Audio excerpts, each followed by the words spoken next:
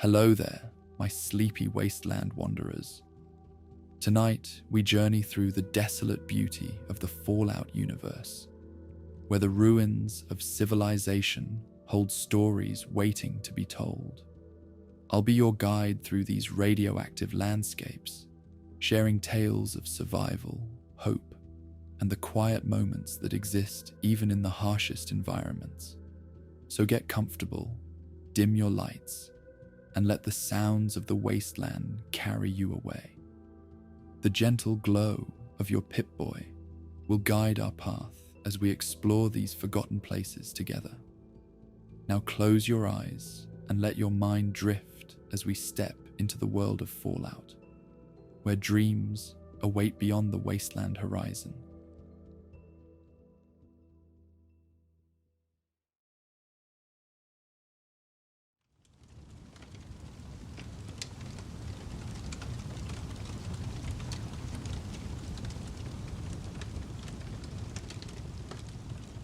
The wasteland stretched endlessly beneath the afternoon sun, a vast expanse of parched earth and scattered ruins that had once been the world before. Heat shimmered above cracked soil, creating wavering mirages on the horizon that appeared and vanished with each passing breeze.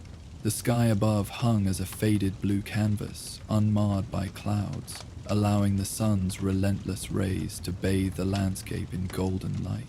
Along a winding path that had once been a highway, a solitary figure moved with the measured pace of one accustomed to the wasteland's harsh demands. Kota walked with the distinctive gait of a tribal wanderer, each step placed with deliberate consideration, conserving energy while maintaining steady progress. His lean frame carried only what necessity demanded, a weathered pack containing water and provisions, simple tools for survival, and the few precious keepsakes that connected him to his people. The tribal markings adorning his sun-darkened skin told the story of his heritage, intricate patterns that identified him as a member of the Nighthawk tribe, nomads who had traversed the northeastern territories for generations since the Great Fire changed the world. These markings, applied with ceremonial care during his coming-of-age ritual 15 seasons past, had faded somewhat during his years of solitary wandering, yet remained clear enough to be recognized by any who knew the old ways. Kota paused atop a gentle rise in the broken highway, his gaze fixed on the distant horizon where the hazy outline of familiar mountains had begun to emerge. After 5 years of wandering distant lands, he was finally returning to the seasonal gathering place, where his tribe would be assembling for the autumn migration. The thought brought a rare smile to his weathered features.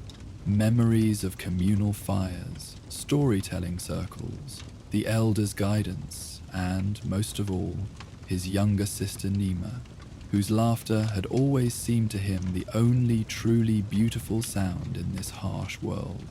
2 more days, he murmured to himself, voice rough from disuse.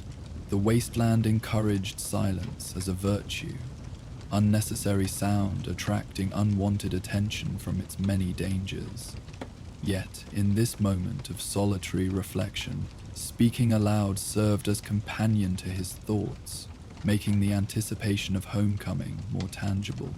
From his vantage point, Kota could see the terrain that lay between him and his destination, rolling hills giving way to a shallow valley, then the distant rise toward the foothills where the seasonal gathering had taken place since before his birth. The path would not be easy, but paths rarely were in this world. The difficulty of the journey made arrival all the more meaningful, a truth the Nighthawk tribe had taught all its children. As the afternoon sun began its gradual descent toward the western horizon, Kota resumed his careful progress. His movements carried the fluid efficiency earned through years of wasteland travel, each step placing minimal strain while covering optimal distance. The walking staff he carried, crafted from ironwood and adorned with tokens gathered during his wanderings, served as both walking aid and potential weapon, though he preferred to avoid confrontation when possible. The wasteland had taught Kota patience above all else. Patience with the harsh environment, with the scarcity of resources, with the dangers that lurked in forgotten places. This patience had transformed him from the impetuous youth who had left his tribe to seek individual glory into the measured wanderer who now returned, carrying lessons and gifts to share with those who had given him life and purpose. As evening approached, the quality of light changed across the landscape, harsh daytime glare softening into the gentle amber hues that preceded twilight. Shadows lengthened from broken structures and weathered rock formations, creating natural markers that helped Kota identify a suitable location for his night camp.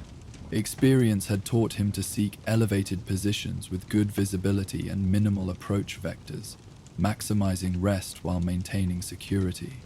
The remains of an ancient roadside structure, once a place for travelers to rest and refuel their vehicles, provided reasonable shelter for the night. Its partially collapsed walls offered protection from the evening wind, while allowing clear lines of sight in all directions. Kota established his camp with practiced efficiency, unfolding his sleeping roll beneath the most intact section of roof, arranging small alarm triggers along likely approach paths, and preparing a minimal fire pit where flames could be contained without visible light extending beyond his immediate area. As darkness settled more fully across the wasteland, Kota allowed himself the small comfort of a carefully maintained fire, its flames kept deliberately low while providing enough warmth to counter the desert night's encroaching chill.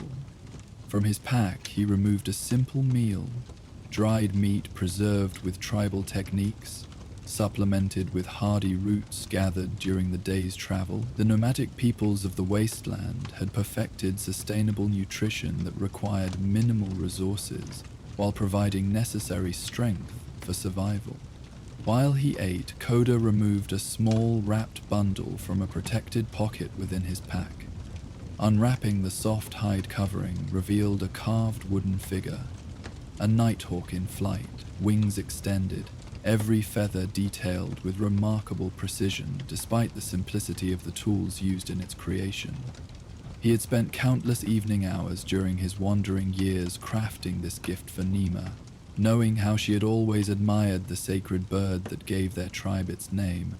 Soon, he promised the carving, as though it might carry his words to his sister ahead of his arrival. The simple ritual provided comfort as stars gradually emerged in the darkening sky above, ancient constellations that had guided travelers since before the Great Fire, unchanged despite all that had been lost in the world below. Sleep came easily to one accustomed to the wasteland's rhythms, his body relaxing into necessary rest, while maintaining the heightened awareness that had kept him alive through years of solitary travel. Dreams carried him back to the tribal gatherings of his youth, circles of hide tents arranged according to ancient tradition, storytellers sharing wisdom beside communal fires, hunters returning with provisions that would be prepared and shared according to customs that preserved both resources and community bonds. Morning arrived with the gradual lightening of the eastern sky, stars fading as darkness yielded to approaching day. Kota woke immediately with the first significant change in ambient light, his body attuned to natural cycles rather than arbitrary timekeeping. The transition from sleep to wakefulness occurred without lingering drowsiness, another adaptation necessary for wasteland survival, where sluggish moments could prove fatal. After a brief meal of preserved provisions and water carefully rationed from his supply, Kota dismantled his camp with the same methodical efficiency that characterized all his actions. The fire pit was distributed and concealed, sleeping roll tightly packed, alarm triggers collected and secured for future use. Within minutes, the location showed minimal evidence of human presence, another tribal practice that had served wanderers well for generations. The day's journey began as the sun cleared the eastern horizon, casting long shadows that provided natural navigation markers.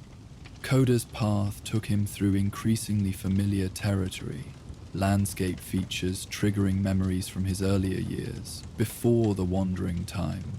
A distinctive rock formation that tribal stories claimed resembled their ancestral guardian. A bend in a dry riverbed where seasonal water sometimes collected, allowing rare plants to briefly flourish. The remains of an ancient tower where tribal youths proved their courage by climbing its precarious structure to place tokens at its summit. By midday, anticipation had begun to build within Kota's typically calm demeanor. The mountains that marked his people's gathering place had grown from distant outlines to defined peaks, close enough now that he could identify specific landmarks used in tribal navigation. His pace increased slightly, though still maintaining the measured efficiency that wasteland travel demanded. As afternoon progressed, Kota crested a rise that should have provided his first view of the seasonal gathering place, the broad valley where the Nighthawk tribe assembled each autumn before migrating to winter territories. The vista that greeted him, however, bore no resemblance to the anticipated scene of tribal activity. Instead, a landscape of destruction spread before him. Blackened earth, collapsed structures, scattered debris where the orderly arrangement of tribal dwellings should have stood. For several moments, Kota remained motionless, his mind struggling to reconcile expectation with the reality before him. Then, with increasing urgency, he began to move toward the devastated gathering place, his careful walking rhythm abandoned for direct approach. The measured patience that had defined his wasteland persona gave way to the human need to understand what had befallen his people. As he drew closer, details of the destruction became clearer, evidence of deliberate attack rather than natural disaster. The blackened remnants of tribal dwellings showed patterns consistent with intentional burning. Scattered possessions lay broken or discarded, indicating hasty violence rather than orderly abandonment. Most telling were the markers of tribal significance. Ceremonial totems and ancestral symbols deliberately demolished, an act that went beyond mere raiding to targeted cultural destruction. "No," Kota whispered, the single word carrying weight beyond its simplicity. His people had faced hardship throughout their history, resource scarcity, environmental challenges, occasional territorial disputes with other wasteland groups, but this level of targeted devastation represented something different. Methodical elimination rather than circumstantial conflict. With growing dread, Kota began searching for human remains among the destruction, both fearing and needing to know the fate of his tribal family. The absence of bodies initially provided fragile hope until he discovered the ceremonial ash pit at the center of what had been the gathering circle. The Nighthawk tribe, like many wasteland nomads, honored their dead through ritual burning, returning bodies to the elements while preserving the spirit's journey to ancestral realms. The size and content of the ash pit told its own devastating story, confirming deaths without revealing numbers or identities. As sunlight began to fade from the destroyed gathering place, Kota found himself standing before the remains of what he recognized as the Elders' dwelling, the largest tribal structure where wisdom was shared and collective decisions made. Among the charred timber and collapsed hides, something caught his attention, a small object partially buried in disturbed soil, its surface reflecting the dying daylight. Kneeling, Kota carefully extracted the item from the earth, a metal pendant shaped as a stylized nighthawk, worn smooth from years of handling. Recognition brought immediate constriction to his throat, memories flooding unbidden through his carefully maintained emotional barriers. The pendant had belonged to Nima, given to her by their mother before illness had claimed the older woman's life. His sister had worn it always, the tribe's symbol resting against her heart as constant connection to their shared heritage. Clutching the pendant, Kota finally allowed grief its expression, not through dramatic outcry, but the quiet intensity that characterized the tribal approach to profound emotion. Tears traced clean paths through the dust on his weathered face, falling to the scorched earth that had once been home and community. Time passed unmeasured as personal sorrow merged with cultural loss, individual pain amplified by the knowledge that shared histories and collective wisdom had been deliberately destroyed. As darkness settled more fully across the devastated gathering place, Kota's grief gradually transformed, not diminishing but evolving into focused purpose.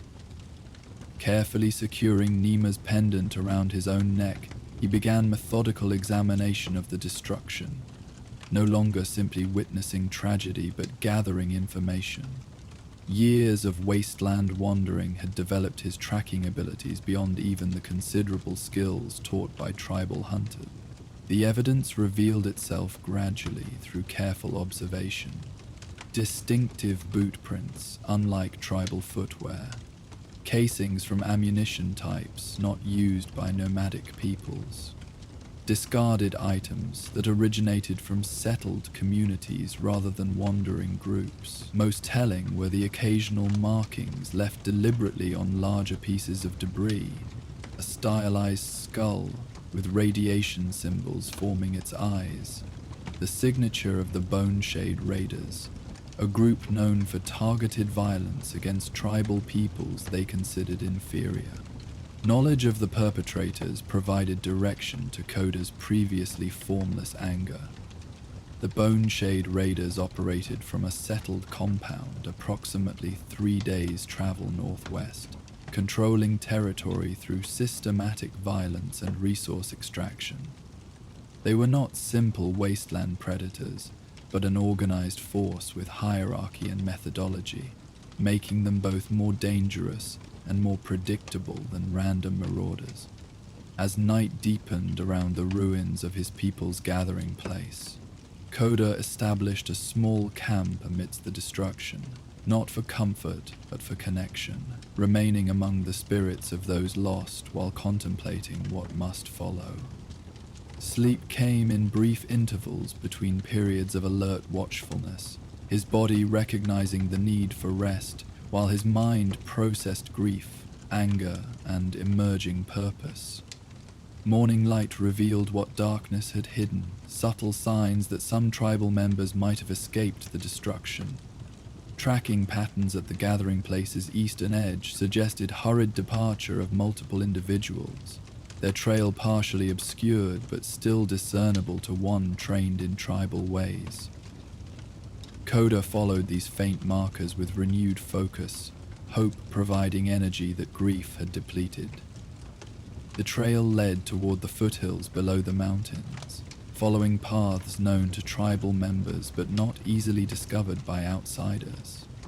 After several hours of careful tracking, Kota discovered more concrete evidence of survivors, a small item wrapped in hide and wedged between rocks, positioned in a pattern that tribal scouts used to leave messages for those who followed. The bundle contained dried meat with distinctive tribal preservation techniques and a small carved token depicting interlinked circles, the tribe's symbol for continuity and reunion. This discovery transformed Kota's immediate purpose. Vengeance against the Bone Shade Raiders remained necessary, but finding surviving tribal members took precedence. The message token indicated they had continued into the mountains, likely seeking the ancestral caves that tribal stories described as sanctuary during ancient times of hardship.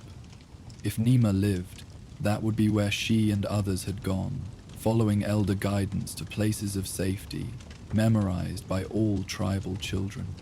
For 2 days, Kota followed the increasingly subtle trail left by his people, recognizing the deliberate techniques used to conceal their passage while leaving minimal markers recognizable only to tribal kin.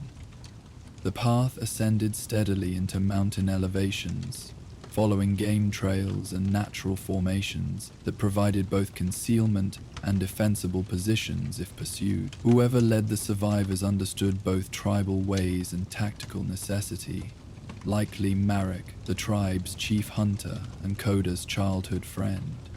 Late in the second day, as afternoon light cast long shadows across the mountain slope, Kota detected signs of recent human presence.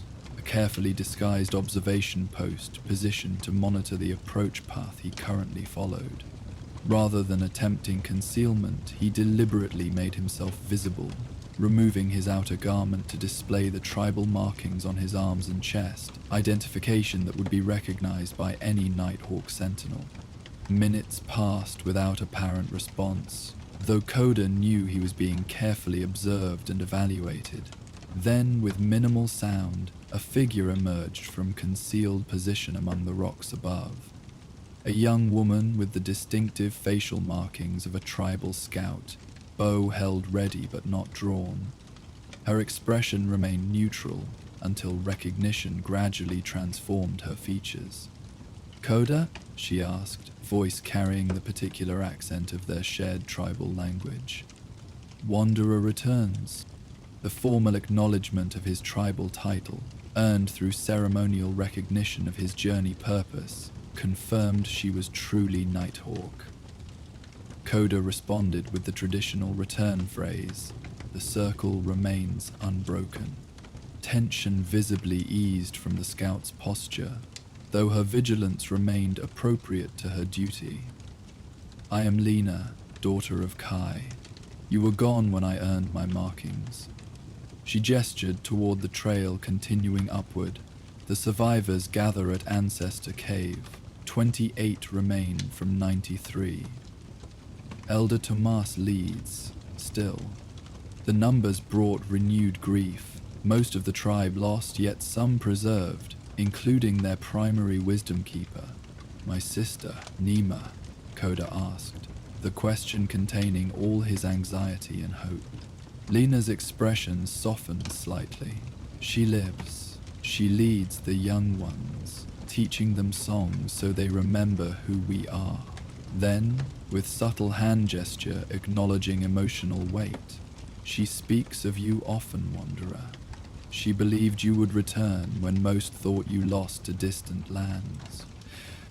Relief coursed through Kota like physical sensation, momentarily overwhelming his customary control. Nima lived.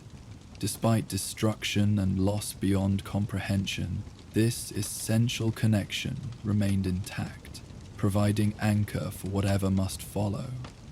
The pendant resting against his chest seemed to warm with this knowledge, its purpose as reunification token now achievable.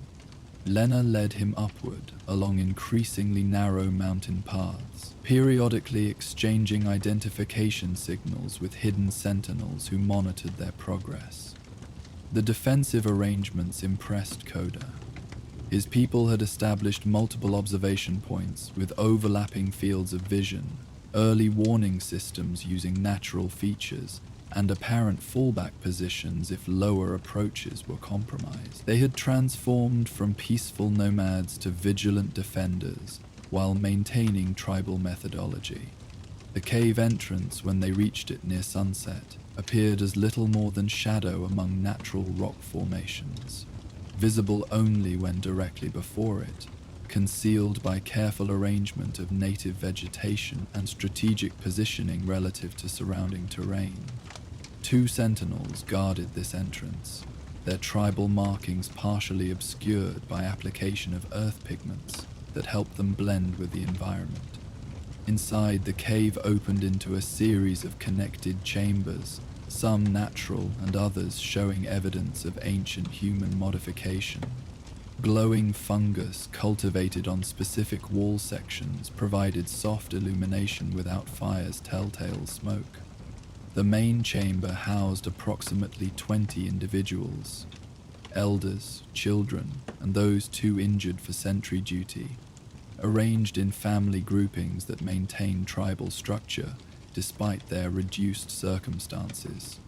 Conversations quieted as Kota entered, recognition spreading gradually through gathered faces. Elder Tomas, his tall figure now slightly stooped with age but still commanding natural respect, stepped forward from the circle of tribal leaders.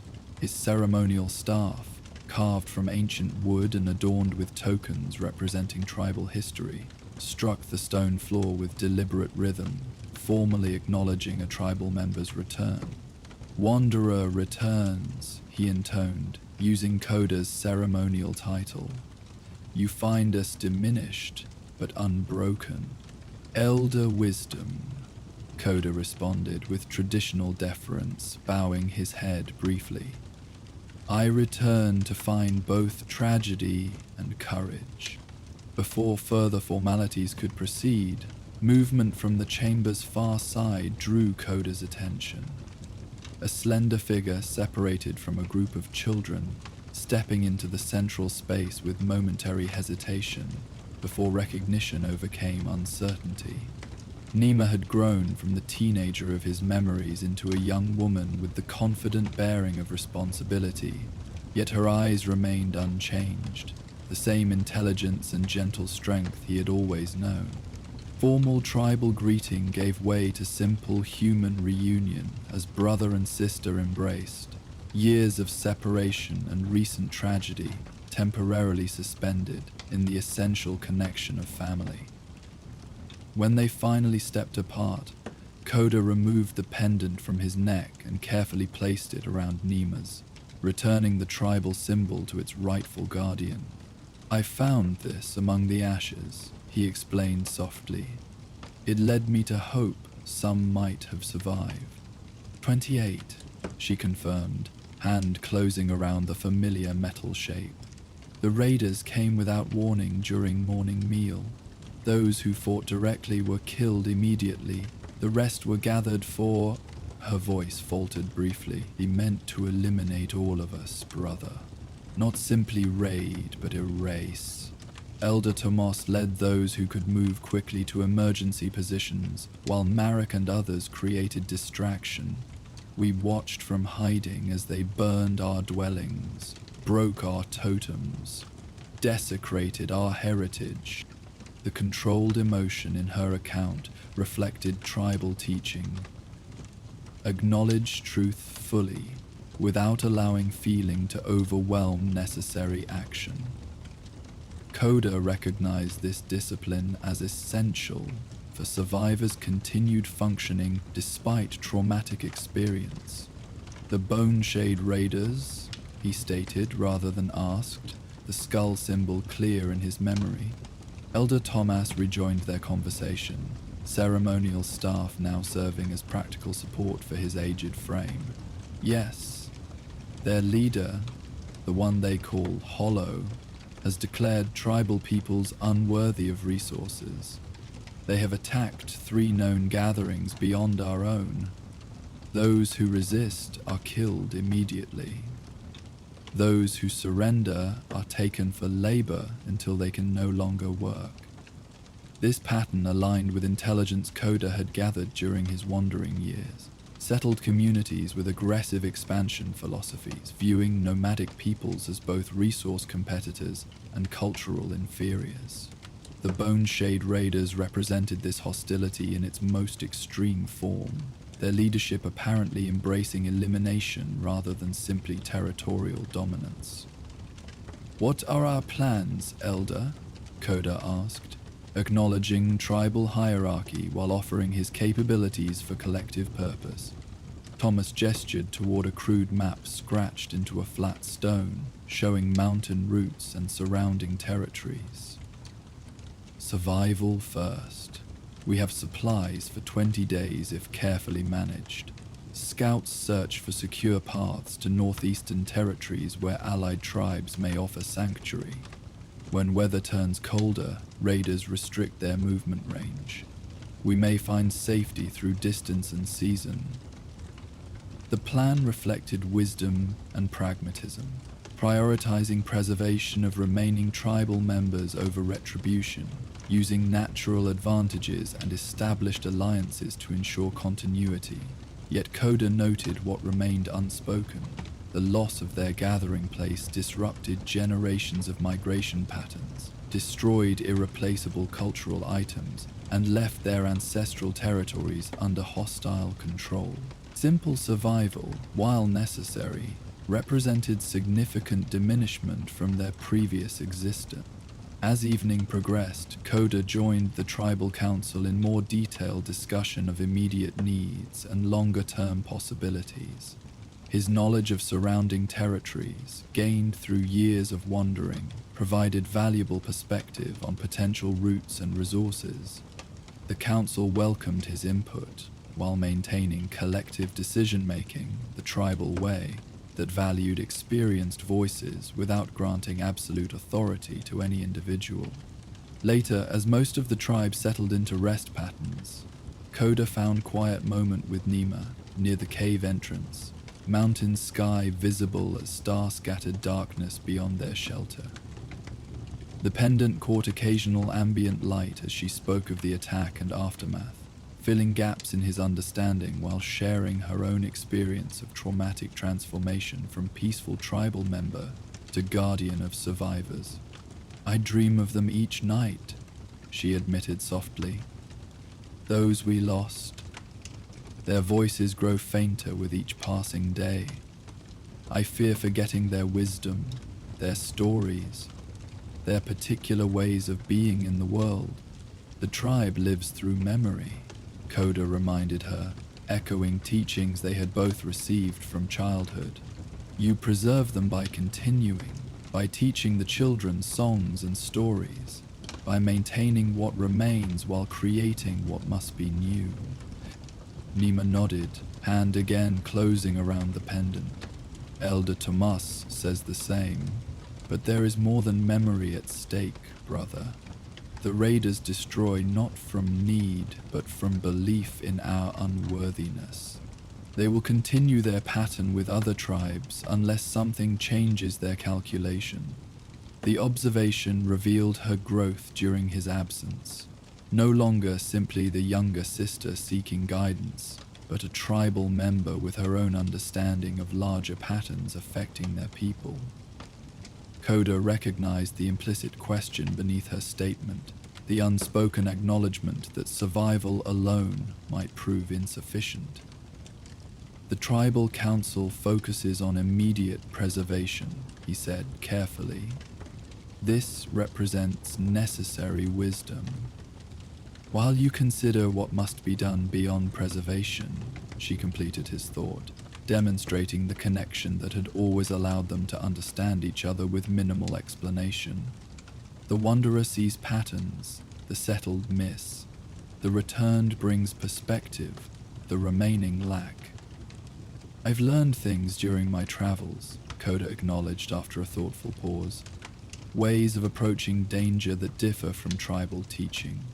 Knowledge of those who threaten us, their strengths and weaknesses alike. The council must focus on protecting our people.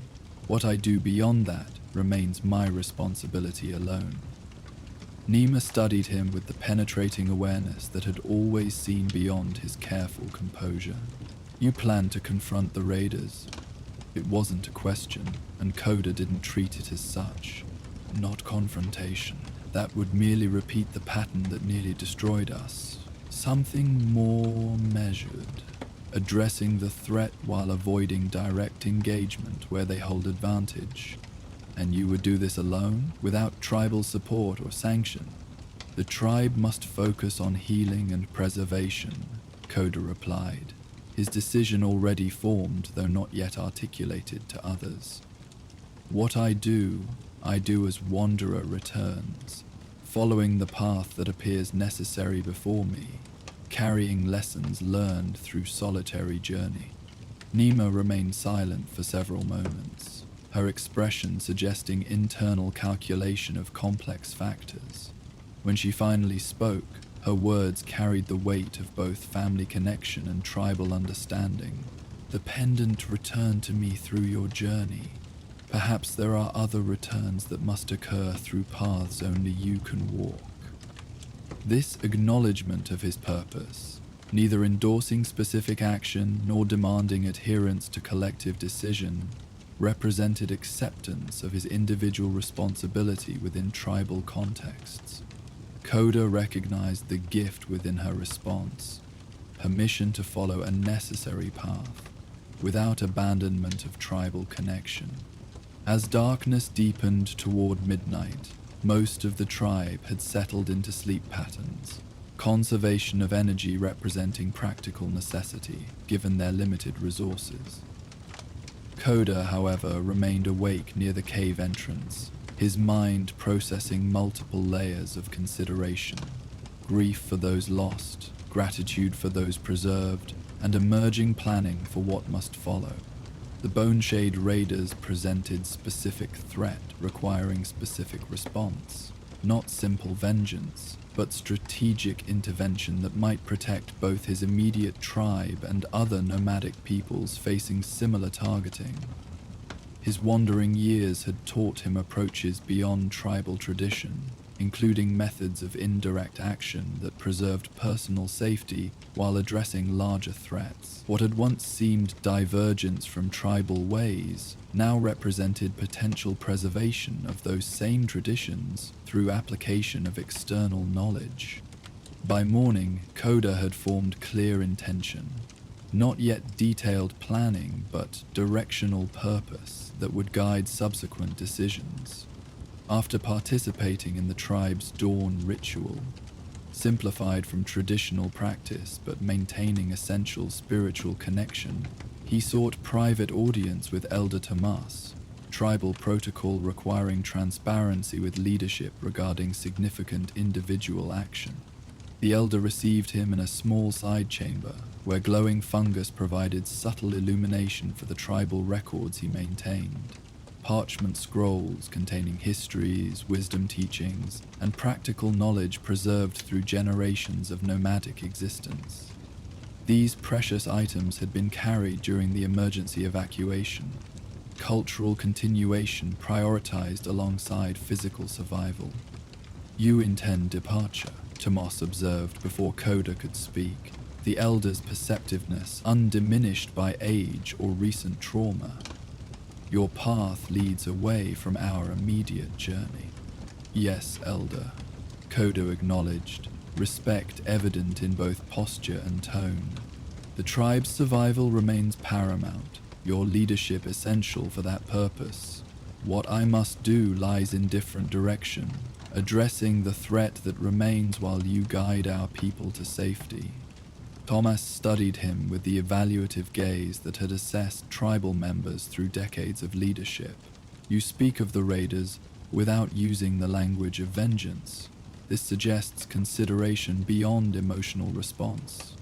"Vengeance alone accomplishes little," Kota replied, lessons from his wandering years evident in his measured assessment. "The Boneshade Raiders operate from specific location, with specific leadership structure. Their actions against tribal peoples follow pattern rather than random opportunity. Addressing the source rather than symptoms offers greater potential for lasting effect. Yet you seek my counsel before departing," Tomas noted, insight perceiving layers within the conversation. "Not permission as you follow Wanderer's path, but something else." Kota nodded, appreciating the elder's perceptiveness. "Guidance on whether my intended action serves tribal welfare or merely personal purpose. Confirmation that individual path and collective need remain aligned rather than divergent." This represented essential tribal wisdom, recognition that individual action carried responsibility to community alongside personal meaning. The nomadic peoples had survived generations in harsh environment, precisely because they balanced individual capability with collective welfare, neither subordinating personal purpose to group conformity, nor elevating individual desire above communal need. Elder Tomas was silent for several moments, gnarled hands resting on tribal records that represented continuity beyond individual lives. When he finally spoke, His words carried the measured consideration that had guided the tribe through previous hardships. The raiders who attacked our gathering place will continue their pattern if circumstances remain unchanged. Other tribes face similar threat if this group maintains current capability and intention. What you contemplate serves broader purpose than personal vengeance, though that element naturally exists within your motivation. He reached for a small leather pouch hanging from the belt at his waist, removing a small object wrapped in protective cloth. Take this with you on your journey. Kota accepted the offered item with appropriate reverence, carefully unwrapping the cloth to reveal a small stone amulet carved with the tribal symbol for balanced action, a spiral pattern representing harmony between individual purpose and collective welfare. Such tokens were rarely bestowed, reserved for those undertaking journeys of significant meaning to the tribe's continued existence. This carries no obligation beyond what you have already determined, Tomas explained, his tone reflecting formal acknowledgement of Kota's chosen path. It serves as a reminder that you act not solely as individual but as extension of tribal purpose, even when separated from our physical presence. Your actions, guided by both personal experience and tribal teaching, carry potential benefit beyond immediate circumstance. The exchange represented neither blessing nor command, but mutual recognition of aligned purpose, elder wisdom, acknowledging the necessary role of individual action within broader tribal welfare. Kota rewrapped the amulet carefully before securing it alongside the few essential items he would carry on his journey. By midday, preparations for departure were complete. Kota had gathered minimal supplies, sufficient for sustained travel without burdening him during potential confrontation. The tribal council had provided what assistance they could spare without compromising the larger group's security, including detailed information about raider patterns observed during and after the attack. Final farewell occurred without elaborate ceremony, tribal pragmatism recognizing need for efficient transition rather than extended ritual under current circumstances. Elder Tomas provided formal acknowledgement with traditional phrase, "The path separates, but the circle remains unbroken." Other council members offered practical information or specific guidance based on their specialized knowledge. Nima's farewell carried more personal weight, brother and sister sharing brief embrace that contained complex emotion without requiring explicit expression. "Return when path allows," she said simply, the pendant resting against her heart, catching ambient light. The tribe continues through those who carry its knowledge, whether gathered or dispersed. Kota descended from the cave sanctuary as afternoon sun cast mountain shadows across the landscape below, his movement carrying purposeful direction rather than the measured wandering that had characterized his previous journey. What lay ahead represented not simple vengeance, but conscious intervention, applying knowledge gained through years of solitary experience toward protection of the tribal way that had given his life initial meaning. The Bone Shade Raiders operated from established compound approximately 2 days' travel northwest, their territory marked by distinctive warnings designed to deter casual approach. Kota would not confront them directly. Such action would merely replicate the power differential that had allowed the initial attack to succeed. Instead, he would apply methods learned during his wandering years, approaching the situation with strategic perspective rather than emotional reaction. As he moved steadily northwest along paths that balanced concealment with efficient progress, Kota reflected on the transformation his journey had undergone. Beginning as personal wandering in search of individual meaning, now returning to tribal purpose through application of knowledge gained during that separation. The apparent divergence had revealed itself as necessary preparation for current circumstance, individual growth serving collective need through previously unseen connection. The wastelands stretched before him, harsh yet familiar terrain that had shaped both tribal tradition and his personal experience. Within his pack, the eldest amulet served as tangible reminder of purpose beyond vengeance, protection of a way of life that had survived the Great Fire through adaptability, wisdom, and balance between individual capability and collective welfare. What he undertook now represented continuation of that balanced approach, addressing specific threat through measured response rather than overwhelming force or passive acceptance. As evening approached on the first day of his journey, Kota established minimal camp in defensible position, his thoughts already focused on the approach to raider territory and subsequent actions that would disrupt their operational capability without unnecessary direct confrontation. The path ahead contained both danger and purpose, personal meaning aligned with tribal welfare through conscious integration of wanderers' knowledge with nomadic values. Miles away, in a settlement nestled between protective canyon walls, another tribal story was unfolding. A young woman raised in traditional ways struggled with her community's decision to abandon nomadic existence for settled security. Her heart remained drawn to wandering paths and seasonal migrations, even as walls rose around their previously temporary dwellings. As night settles on our determined wanderer seeking justice for his decimated tribe, our next tale beckons from the walls of a newly settled community. Join us for the tribal heart. Evening light filtered through the narrow canyon that sheltered the settlement of Riverhaven, casting long shadows across structures that had once been temporary but now showed signs of permanence. The golden rays illuminated adobe walls reinforced with salvaged metal, sturdy wooden gates that remained closed throughout the night, and guard platforms positioned at strategic intervals around the perimeter. What had begun as seasonal encampment for the River Crow tribe had gradually transformed into something their ancestors would scarcely recognize.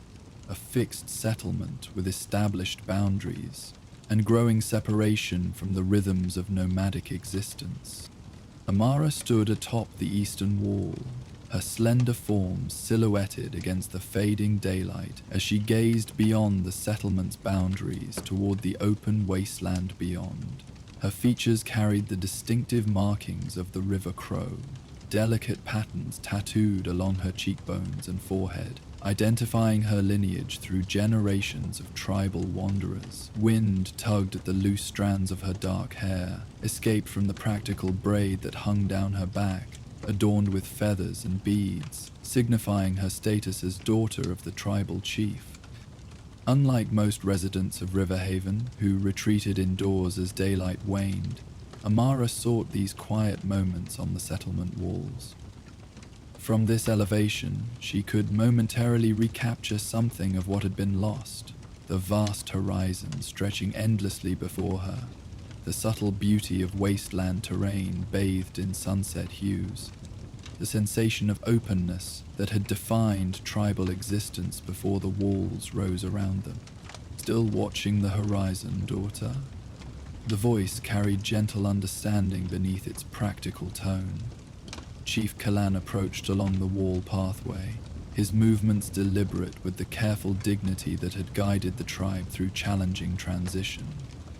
Though no longer young, he maintained the upright posture and watchful gaze of one accustomed to scanning distant terrain for both opportunity and threat. The evening migration birds are heading south, Amara replied, gesturing toward distant specks moving across the darkening sky.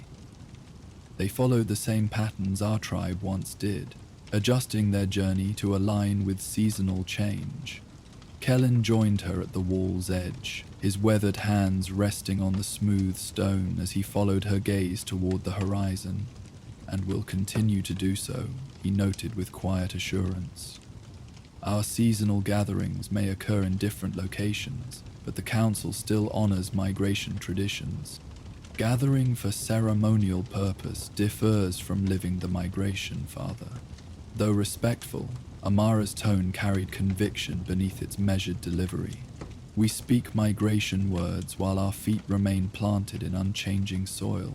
We teach children songs about seasonal paths while they sleep in the same shelters throughout the year. The stories lose meaning without the experience that created them. This conversation between father and daughter had occurred in various forms since the settlement's establishment 3 years earlier. Not conflict in the traditional sense, but fundamental difference in perspective regarding the tribe's evolution. Kellen had led the transition from fully nomadic existence to semi-permanent settlement following the ash winter that had decimated wasteland resources and threatened tribal survival. Under his guidance, the River Crow had established Riverhaven as seasonal refuge that gradually transformed into primary residence, though ceremonial migrations continued in limited form. Experience changes while meaning endures, Killen observed, the phrase reflecting the pragmatic philosophy that had guided his leadership. Our ancestors adapted to the great fire that transformed the world before. We adapt to conditions of the world as it exists now. The tribal heart continues beating through changed circumstance. Amara's response was forestalled by movement below. The evening patrol returning through the main gates. 6 tribal guardians in reinforced leather armor, carrying spears tipped with salvaged metal. Their leader, Elan, glanced upward as they passed beneath the wall, his expression warming momentarily upon seeing Amara before resuming professional neutrality. The subtle interaction passed without her father's notice, his attention directed toward the returning patrol's formation and bearing. The training program shows continued improvement, he noted with approval. Structured defense rotation has increased our security while reducing individual burden. Another benefit of settled existence that nomadic patterns couldn't easily accommodate. The observation inadvertently highlighted the fundamental divergence in their perspectives. Kellen focused on practical advantages gained through settlement, while Mara remained conscious of cultural elements gradually being lost in the transition. Neither view was entirely wrong, both containing partial truths that the other sometimes failed to acknowledge. As darkness settled more fully over Riverhaven, lamps were lit throughout the settlement, their soft illumination creating pools of warm light between angular shadows. The evening meal would soon begin in the communal hall, another adaptation of tribal tradition, maintaining shared sustenance while reformatting the experience to accommodate permanent architecture, rather than the circular fire arrangements of nomadic camps. The council gathers after evening meal, Kalen reminded her gently.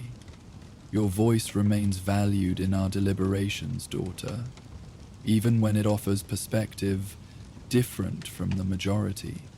Amara nodded acknowledgement, appreciating her father's continued inclusion despite their differing views. Unlike some leaders who might suppress dissenting perspective, Kellen maintained traditional tribal respect for varied voices, understanding that meaningful consensus required hearing all perspectives rather than simply counting supporters against opponents. As her father departed to prepare for council gathering, Amara remained briefly on the wall, watching as final light faded from the distant horizon. Stars gradually emerged in the darkening sky, ancient constellations that had guided tribal migrations for generations. Constant reference points for a people whose existence had been defined by seasonal movement rather than permanent location. The contradiction wasn't lost on her. Utilizing fixed stars to navigate changing landscapes, finding consistency within transition rather than seeking stability. When she finally descended from the wall, Riverhaven had fully transformed into its evening configuration. Pathways illuminated by strategically placed lamps, residents moving between personal dwellings and communal spaces, guards positioned at established intervals around the settlement perimeter. The orderly arrangement represented both achievement and limitation. Physical security gained through boundary establishment, while less tangible elements of tribal identity gradually eroded through disconnection from traditional patterns.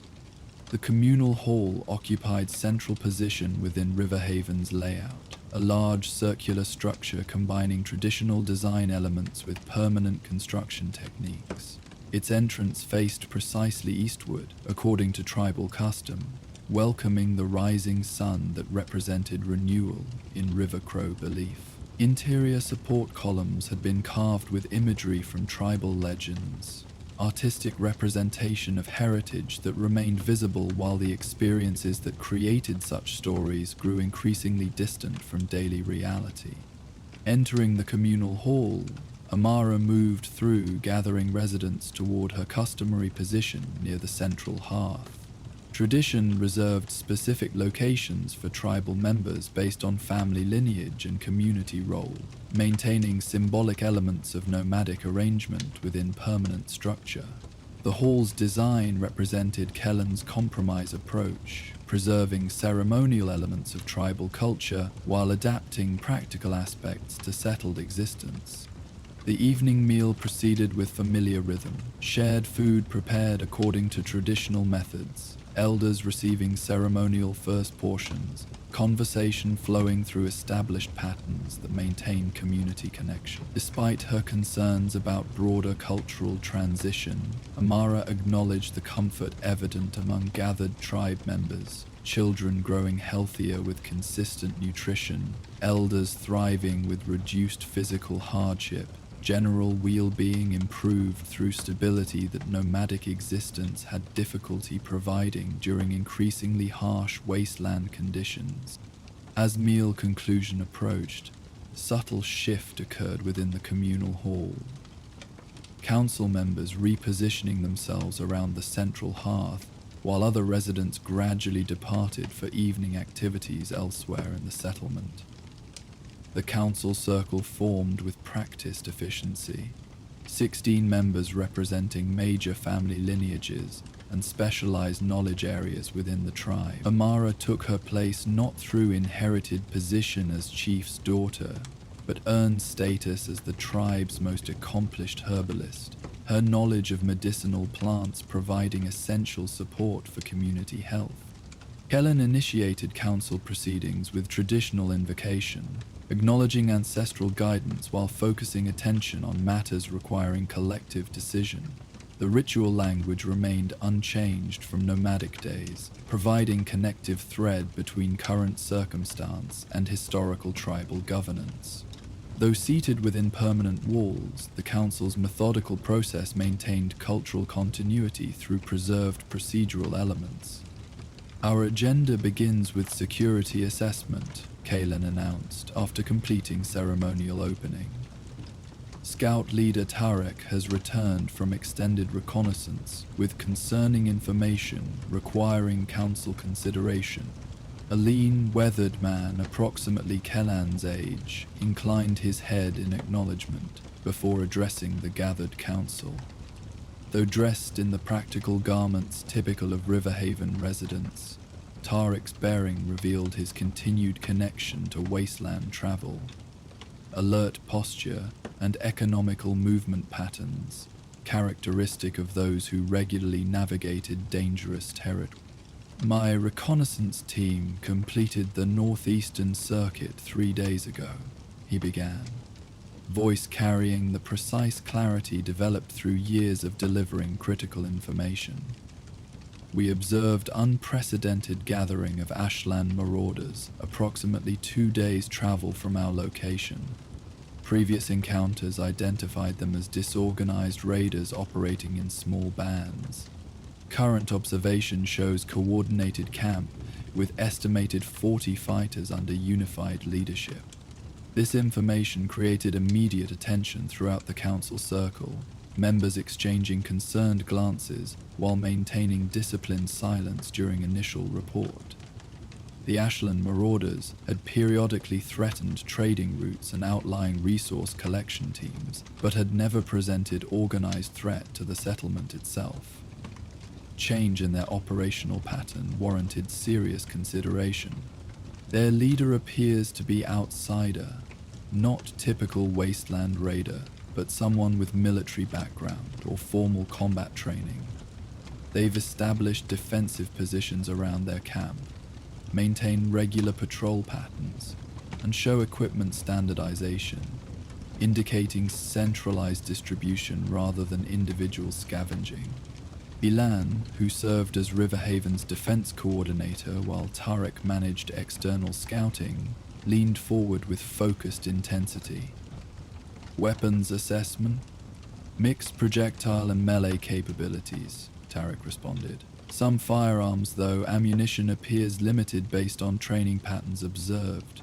Primarily reinforced melee weapons with standardized design, not random wasteland salvage but deliberately manufactured equipment. Approximately 1/3 have protective gear beyond typical raider patchwork armor. The systematic description painted concerning picture, not merely larger raider band, but fundamentally different threat profile than previously encountered. Wasteland predators typically operated with opportunistic patterns and inconsistent equipment, making their actions somewhat predictable despite individual danger they presented. Organized forces, with unified leadership, standardized equipment, and tactical discipline, represented entirely different challenge to settlement security. Did reconnaissance determine their intentions? Council Elder Mira asked, her voice carrying weight of decades' experience managing tribal relations with external groups. Observed preparations could indicate defensive consolidation rather than offensive planning. Tarek acknowledged the valid consideration with respectful nod. Final day of observation included leadership gathering, where we captured partial conversation from concealed position. Their leader, referred to as Commander Varro, specifically mentioned Riverhaven as target for resource acquisition. Phrases included water resource security and agricultural capacity, along with minimal militia capability compared to established settlements. This confirmed their worst interpretation: organized force with specific interest in the settlement's resources rather than random raiding opportunity. The council remained silent for several moments, individual members processing implications of this intelligence while considering potential response options. Unlike typical wasteland threats that might be managed through standard defense protocols, this situation required more comprehensive strategy development. How long before this force could mobilize toward our location? Kellan asked. Practical assessment already focusing on timing parameters around potential threat response. Based on observed preparation activities, minimum 4 days, maximum 8 before they could organize full approach. Their current location requires traversing broken terrain that would slow coordinated movement of larger force. Reconnaissance team left monitoring post with 2 observers maintaining surveillance from concealed positions, scheduled to report any significant movement through relay system.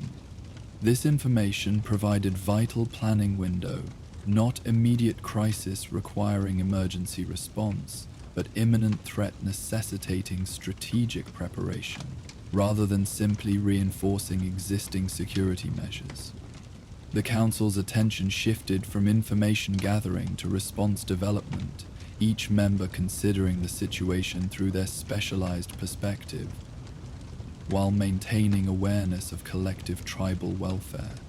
Our defense protocols were designed for smaller raider bands or environmental threats, Ilan observed. Professional assessment focusing on capability gaps rather than assigning blame for current vulnerability. Perimeter walls provide good protection against uncoordinated attacks, but weren't constructed to withstand organized siege operations. Guard rotation numbers are insufficient for sustained defense against force of described size and organization. This realistic assessment created tangible tension within the Council circle. Acknowledgement of potential inadequacy in current security arrangements without clear immediate solution. The transition to settled existence had prioritized certain types of stability, while potentially creating new vulnerabilities that nomadic patterns might have avoided through mobility rather than fixed defense. What options does the Council consider? Kellen asked, initiating structured response discussion that would evaluate possibilities before determining collective course of action. Reinforcement of existing defenses, Alan suggested immediately. Accelerate wall strengthening project, establish secondary defensive positions within settlement perimeter, extend guard shifts, with additional personnel drawn from general population with basic defense training, resource consolidation, added storage master Kern, secure water reserves in central protected location, establish emergency food distribution system, prepare medical supplies for potential treatment requirements. Diplomatic outreach, Elder Mira contributed. Send envoys to allied settlements requesting mutual defense support. Canyon Junction and River Ford both maintain formal agreements with our tribe, obligating assistance against external threats to regional stability. Each suggestion represented valid component of potential response strategy, addressing different aspects of the developing situation. The Council's deliberative process would evaluate and integrate these elements into comprehensive approach, rather than selecting single option to exclusion of others. This methodical decision-making had served the tribe through previous challenges, balancing varied perspectives while maintaining unified direction once consensus emerged. Throughout the initial discussion, Amara had remained thoughtfully silent, listening to proposed responses while noting what remained unmentioned. When appropriate pause in conversation occurred, she finally offered her perspective. Not confrontationally, but as necessary consideration the Council might otherwise overlook. These responses all assume defensive posture within fixed location, she observed, her tone respectful, despite challenging prevailing assumptions. Our ancestors faced similar threats throughout tribal history, responding with strategic mobility rather than static defense. Are we considering temporary evacuation of vulnerable population segments while maintaining minimal defensive presence? The Southern Canyon network could provide secure refuge while drawing approaching force into terrain disadvantageous for larger group operations. Her suggestion created momentary silence as council members considered this alternative approach, not rejecting established defense preparation but supplementing it with traditional tribal methodology that leveraged mobility and terrain knowledge rather than fixed fortification. The proposal didn't simply critique settlement vulnerability, but offered specific alternative, drawing on tribal heritage for current crisis response. Evacuation presents significant logistical challenges, Council Member Jurin noted, his responsibility for settlement infrastructure bringing practical concerns to consideration. Moving vulnerable populations through difficult terrain requires considerable resource allocation and creates potential for separated security problems rather than concentrated defense capability, yet remains consistent with our traditional response to overwhelming force, Elder Mirror observed, her longer historical perspective recognizing value in Amara's suggestion. Before permanent settlement, the tribe regularly utilized strategic withdrawal when facing superior numbers, preserving our people while drawing opponents into unfavorable engagement conditions where their advantages diminished. This exchange represented broader tension within Riverhaven's evolution, balancing traditional methodologies against settled existence requirements, considering whether tribal heritage offered viable alternatives to conventional settlement defense approaches. The discussion had transcended immediate tactical planning to engage fundamental questions about their collective identity and adaptive capacity during crisis.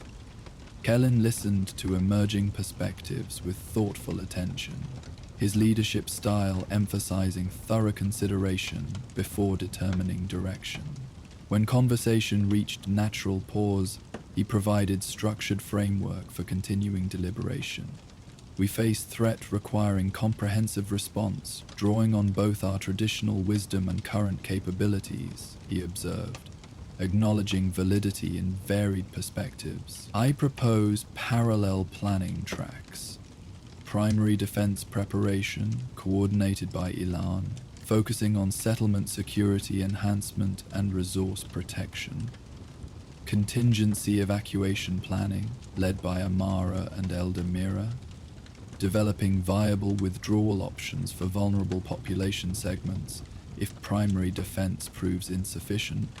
This balanced approach represented Kellen's continued effort to integrate settlement security with tribal heritage, not simply choosing between competing options, but finding synthesis that respected both current reality and cultural continuity. By authorizing parallel planning tracks, he acknowledged both the practical necessity of defending their established home and the potential wisdom in traditional tribal approaches to asymmetric threat response. As council discussion continued into specific implementation details, Amara recognized her father's wisdom in creating space for her perspective without abandoning settled security concerns.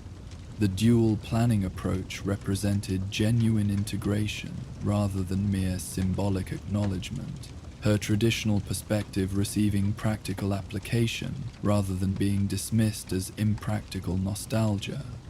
Council proceedings concluded with clear action assignments. Alan would immediately begin defense enhancement operations. Tarek would expand reconnaissance coverage to provide earlier warning of marauder movement. Eldamira would initiate diplomatic outreach to allied settlements, while Amara would work with experienced tribal members to develop contingency evacuation planning should primary defense prove insufficient. As council members dispersed to begin their assigned responsibilities, Kellen approached his daughter with quiet appreciation. "Your voice reminds us of valuable heritage that settled walls sometimes obscure," he acknowledged. "The tribal heart beats in both defense of our home and memory of our traditions. Both serve our people's welfare when properly integrated." Amara accepted this recognition with respectful nod, appreciating her father's continued openness to perspective, different from prevailing settlement mentality. "The strongest tree bends with strong wind, rather than standing rigidly against it," she replied, citing tribal wisdom teaching that had guided nomadic adaptation through generations of wasteland challenges.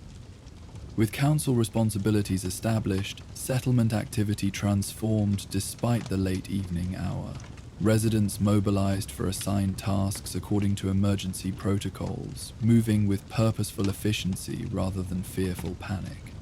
This organized response reflected another integration of tribal heritage with settled existence, maintaining the collective coordination that had characterized nomadic crisis management while applying it within permanent infrastructure context.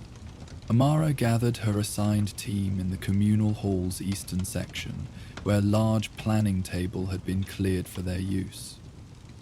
The group represented an interesting cross-section of tribal demographics.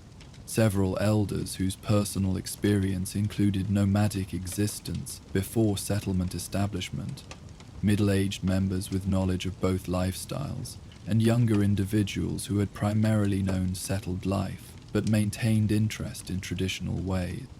"Our task requires integration of traditional migration knowledge with current population needs," she explained, establishing clear framework for their planning effort. "We're not simply recreating nomadic travel patterns, but adapting their principles to potential emergency evacuation requirements.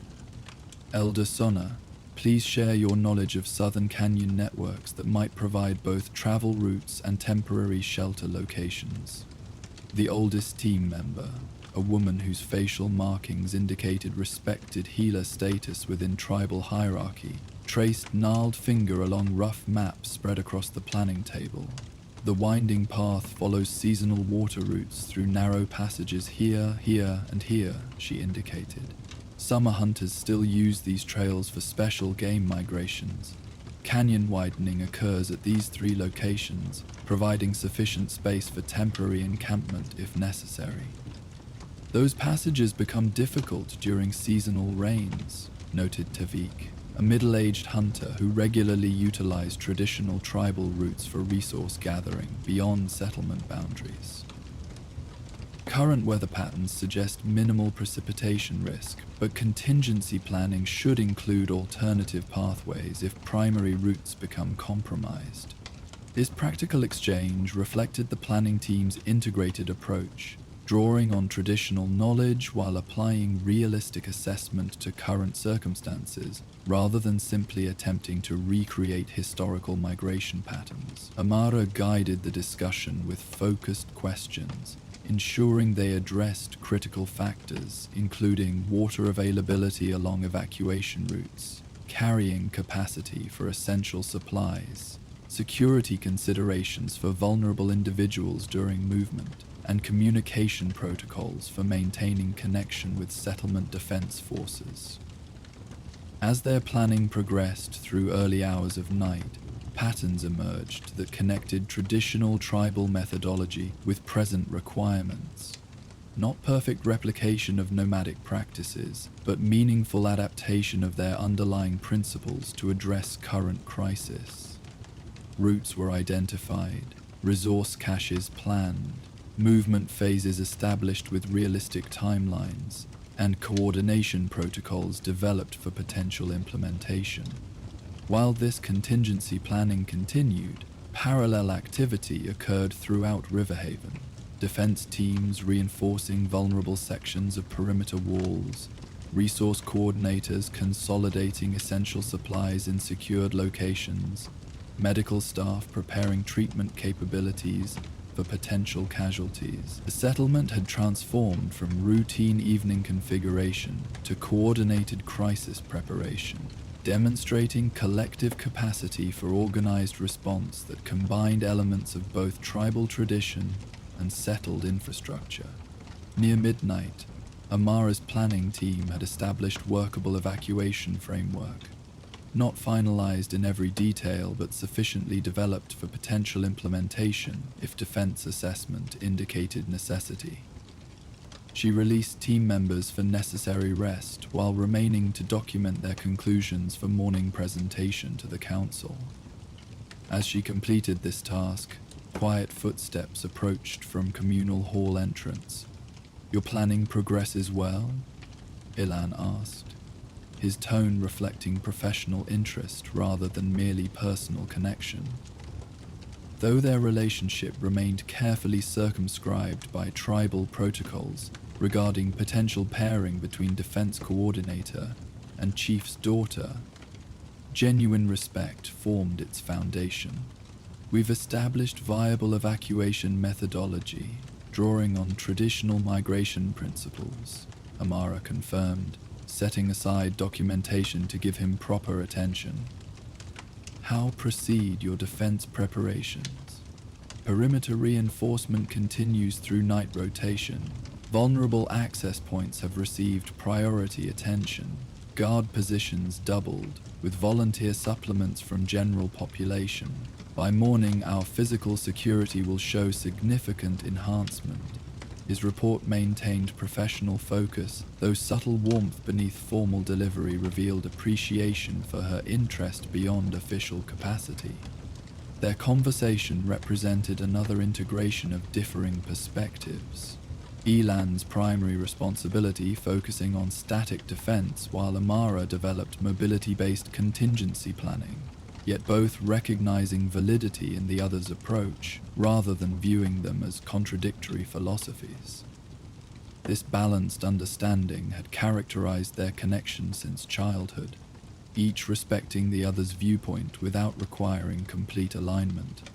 The council was wise to authorize parallel planning tracks, Elan observed, genuine rather than merely diplomatic acknowledgement. Your traditional approach offers viable alternatives should conventional defense prove insufficient. The tribe benefits from maintaining both capabilities rather than committing exclusively to either philosophy. Integration rather than selection, Amara agreed, recognizing shared understanding despite their different primary orientations. The strongest tribal decisions have always drawn from varied perspectives rather than enforcing singular viewpoint. My father understands this principle, even when settlement walls sometimes obscure traditional wisdom from others' consideration. Their conversation continued briefly, exchanging relevant information regarding their respective planning efforts while maintaining appropriate professional boundaries despite personal connection that both acknowledged without directly addressing. When Ilan eventually departed to continue defense coordination, Amara returned to documentation with renewed appreciation for the balanced approach their leadership had established, not forcing artificial choice between competing methodologies, but seeking integration that served tribal welfare through complementary preparation. Morning arrived with subtle transition from darkness to growing illumination, sunlight gradually revealing River Haven's transformed appearance. Overnight work had visibly reinforced vulnerable sections of perimeter walls, established additional guard positions at strategic intervals, and reorganized central areas for more efficient resource distribution. The settlement maintained orderly function rather than chaotic response, residents continuing essential activities while incorporating crisis preparation into regular patterns. The council reconvened at early hour, gathering to assess progress and coordinate continuing efforts across parallel planning tracks. Kellen maintained calm leadership presence as reports were presented, defense enhancement proceeding according to established priorities, evacuation planning framework established for potential implementation, reconnaissance networks providing regular updates on marauder activities, diplomatic outreach initiated through runners dispatched to allied settlements. Our preparations demonstrate balanced approach drawing on both settled capability and tribal heritage, he observed after receiving comprehensive updates. Neither single strategy would sufficiently address our current situation. Integration provides more robust response capacity than exclusive reliance on either traditional or settlement methodology alone. This assessment reflected growing synthesis within tribal leadership, recognition that artificial opposition between nomadic tradition and settled security created false choice rather than meaningful decision framework. Their emerging approach incorporated valuable elements from both perspectives, adapting traditional principles within contemporary contexts, while preserving settlement advantages without becoming rigidly bound to fixed location philosophy. As council session proceeded towards specific coordination decisions, Messenger arrived with latest intelligence from reconnaissance observation posts. Tariq received the communication before translating its significance for gathered leadership. Marauder movement pattern has changed, he reported, professional tone maintaining clarity despite concerning content. Their camp shows partial dispersal rather than continued consolidation. Smaller units have begun systematic reconnaissance operations, extending toward our location and allied settlements. Primary force remains at base position, but forward elements have deployed in distributed pattern consistent with preliminary operation staging. This development accelerated their timeline considerations, not immediate attack, but clear indication of advancing operational preparation requiring corresponding adjustment to defense readiness. The Council immediately shifted from progress assessment to accelerated implementation planning, authorizing increased resource allocation for critical preparations, while establishing clearer decision thresholds for potential evacuation implementation. Throughout this intensified planning, Amara noted significant evolution in collective thinking. defense considerations now incorporating strategic mobility elements traditionally associated with nomadic approaches, while evacuation planning integrated settled resource management techniques.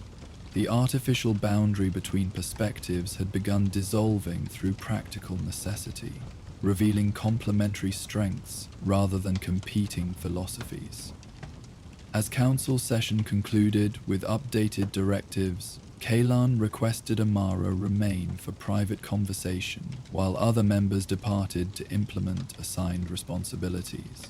When they were alone in the council chamber, he regarded his daughter with thoughtful consideration before speaking. "Your perspective has proven valuable beyond what I initially recognized," he acknowledged with genuine humility rarely displayed in public leadership capacity. "My focus on settlement security sometimes obscured traditional wisdom that still offers viable approaches to current challenges. The tribe benefits from your continued advocacy for heritage that walls might otherwise cause us to forget."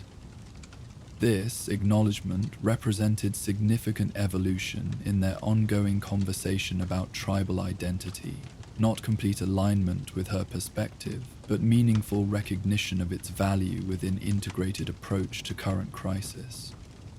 Amara received this acknowledgement with appropriate respect, recognizing her father's willingness to incorporate differing viewpoint, despite his primary orientation towards settlement establishment.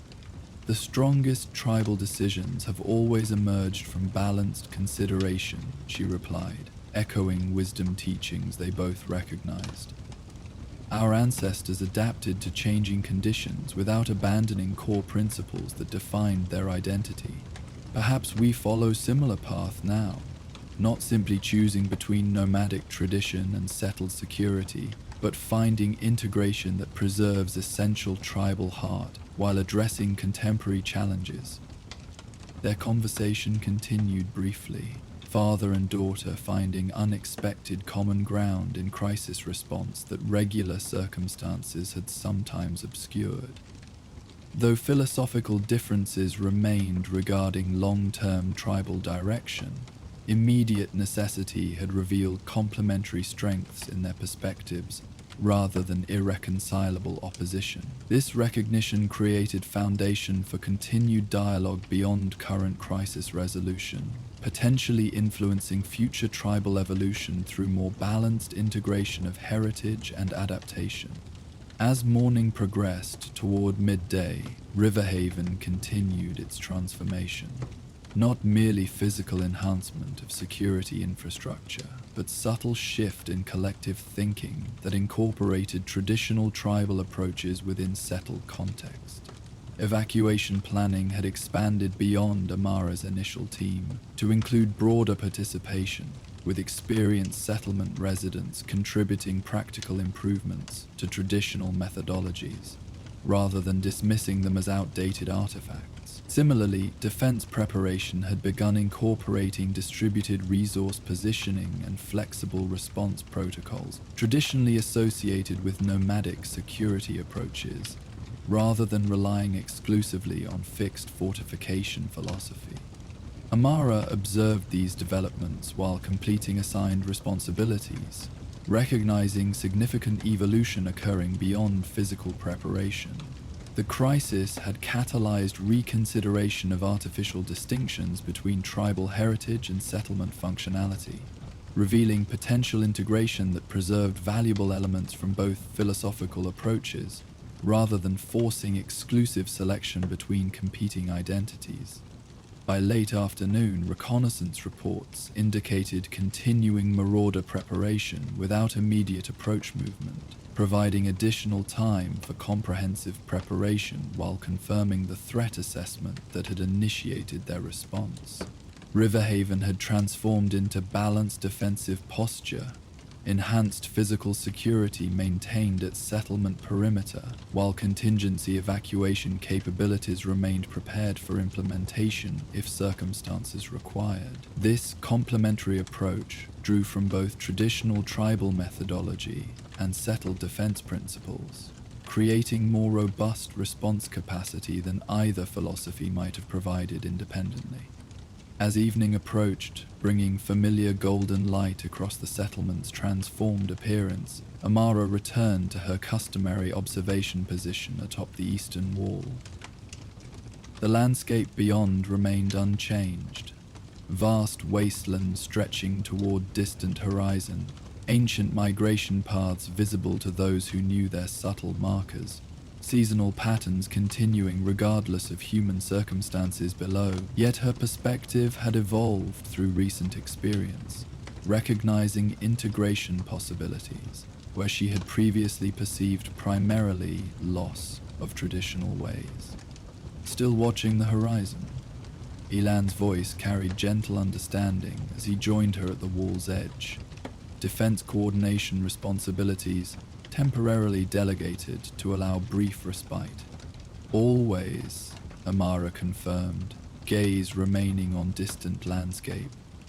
Though perhaps with different understanding than before, the horizon represents both boundary and connection, limitation of current vision, yet promise of continued existence beyond what we This philosophical observation reflected her evolving perspective, still valuing traditional tribal orientation toward broader landscape and seasonal patterns, while recognizing potential integration with settled existence rather than viewing them as inherently contradictory approaches.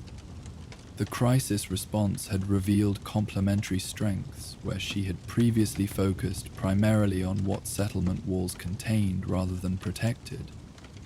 Your evacuation planning has influenced our defense preparation, Elan noted, professional appreciation evident beneath personal connection.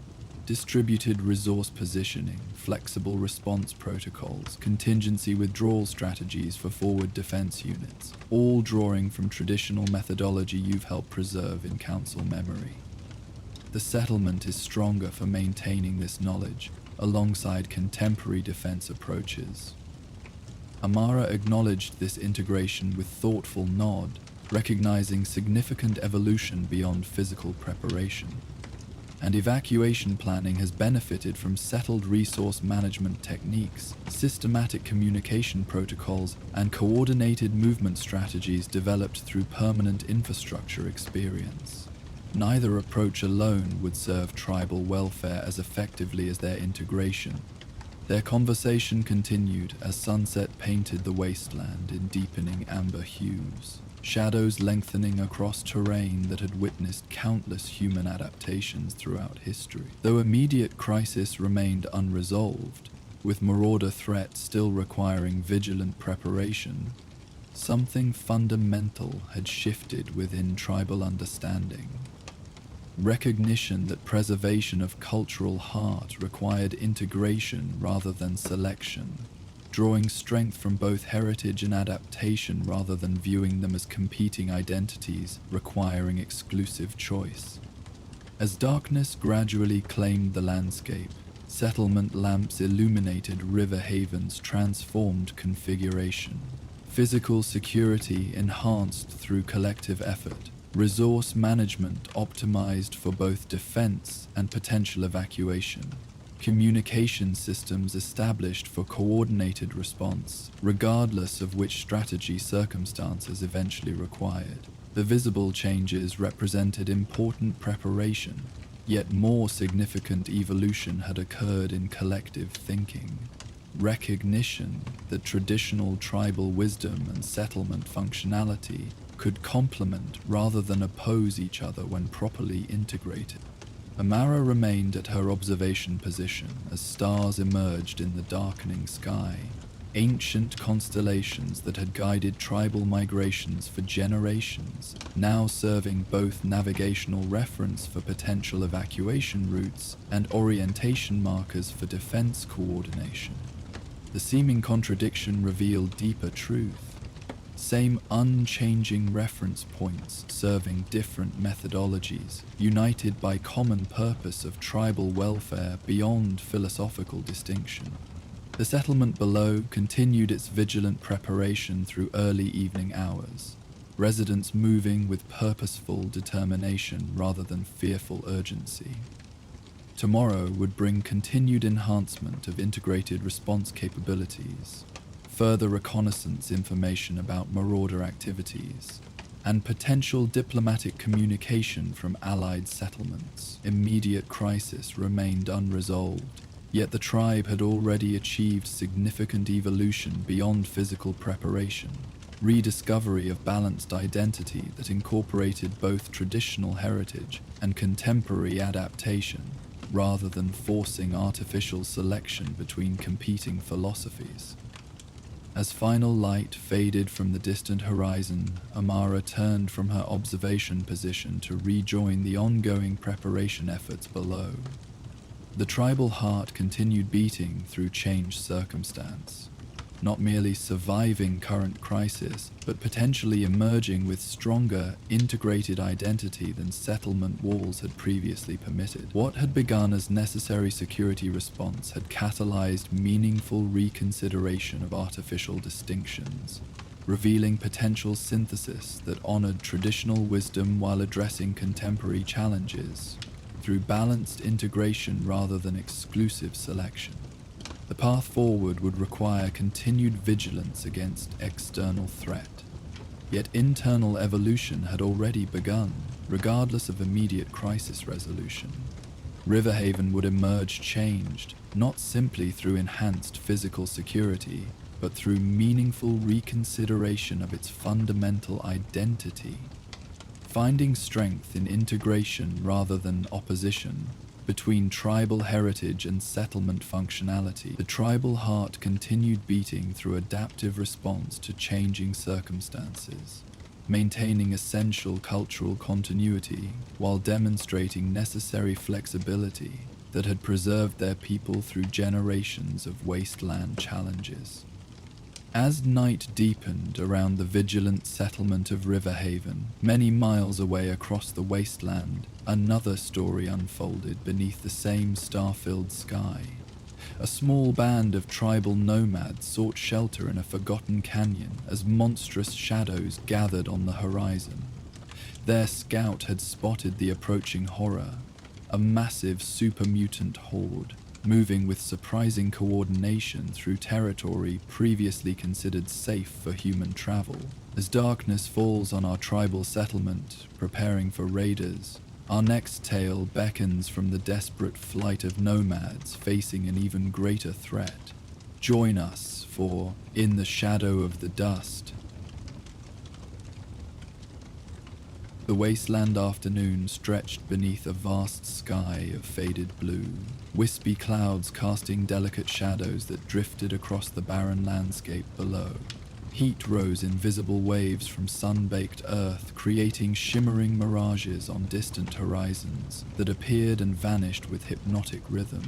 In this harsh environment, where radiation had transformed both land and life after the Great War, existence itself represented daily triumph against overwhelming odds. Through this unforgiving terrain moved a small band of nomads, the Dust Walkers, with the practiced efficiency that generations of wasteland travel had perfected. 17 individuals, comprising 3 family groups, traveled in loose formation, their movements coordinated without need for constant communication. The tribal markings adorning their sun-darkened skin and carefully maintained travel garments identified them as descendants of those who had survived the initial devastation by embracing perpetual movement rather than fixed settlement. Mira led the group with quiet confidence born of both inherited position and demonstrated capability. Though only 32 seasons old, her slender frame carried the distinctive markers of experienced wasteland navigation, the measured stride that conserved energy while maintaining steady progress, the constantly scanning gaze that evaluated terrain for both opportunity and threat, the subtle hand gestures that communicated direction changes to those following without breaking silence. The tribal pattern tattooed across her forehead and extending down her left cheek identified her as daughter of chieftains going back 7 generations, while the collection of small scars along her forearms recorded successful guidance through previous crises, each mark representing passage through dangerous territory without loss of tribal members. These visible signifiers earned automatic respect within nomadic communities who valued demonstrated capability above mere hereditary status. "We're ahead," she noted quietly, voice carrying just far enough to reach Turen, who traveled slightly behind her left position. As her second in command and the tribe's most experienced scout, he would distribute this information through the formation without requiring louder communication that might attract unwanted attention. The water source, a small spring partially sheltered by overhanging rock formation, represented unexpected blessing in territory normally traversed without natural resupply.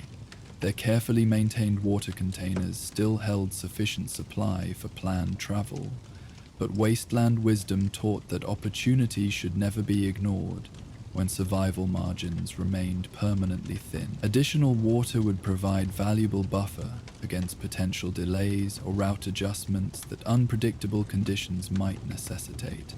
With practiced coordination, the nomad band adjusted their movement pattern, elders and children continuing steady progress under protective watch of 4 experienced adults, while water collection team Diver diverged toward the spring under Mira's direct supervision. This temporary division of their small community followed established protocols that balanced resource acquisition against security requirements, maintaining defensive capability while efficiently gathering whatever the harsh landscape occasionally provided. As they approached the water source, Turin moved slightly ahead of the group, his weathered features revealing nothing of the constant calculation occurring behind alert eyes. At 46 seasons, he had survived experiences that had claimed many others, developing almost preternatural awareness of environmental details that might escape younger observers. This heightened perception had saved the tribe on multiple occasions when subtle warning signs preceded more obvious dangers. Recent visitors, he observed, kneeling to examine disturbed soil near the spring's edge, his fingertips brushed lightly across faint impressions in the otherwise undisturbed earth. Large, heavy, not human patterns. This assessment immediately transformed their approach, the water collection team spreading into watchful formation rather than continuing direct advancement. Mira joined Turen's examination, her own tracking skills providing complementary perspective to his initial observation. "Super mutant," she confirmed after studying the partial footprint. Though erosion had obscured specific details, the size and weight distribution remained distinctive enough for identification by experienced wasteland travelers. Single individual based on pattern repetition, passed through approximately 3 days ago, moving northward. This information provided necessary context without causing undue alarm. Solitary supermutants occasionally traversed even tribal territories, generally avoiding direct conflict with human groups when not driven by immediate aggression triggers or specific resource competition. The relatively aged track impressions suggested temporary presence rather than established territory claim, allowing cautious continuation of their water collection while maintaining heightened awareness. The spring itself provided modest but precious resource. Clear water emerging from subterranean source protected from radiation contamination by natural filtration through mineral layers. The collection process followed established tribal methodology, careful testing before consumption, efficient filling of containers without disrupting the source, minimal time spent in vulnerable position despite the resource's value. Throughout this process, lookouts maintained vigilant observation of surrounding terrain, particularly toward the direction the mutant tracks had originated.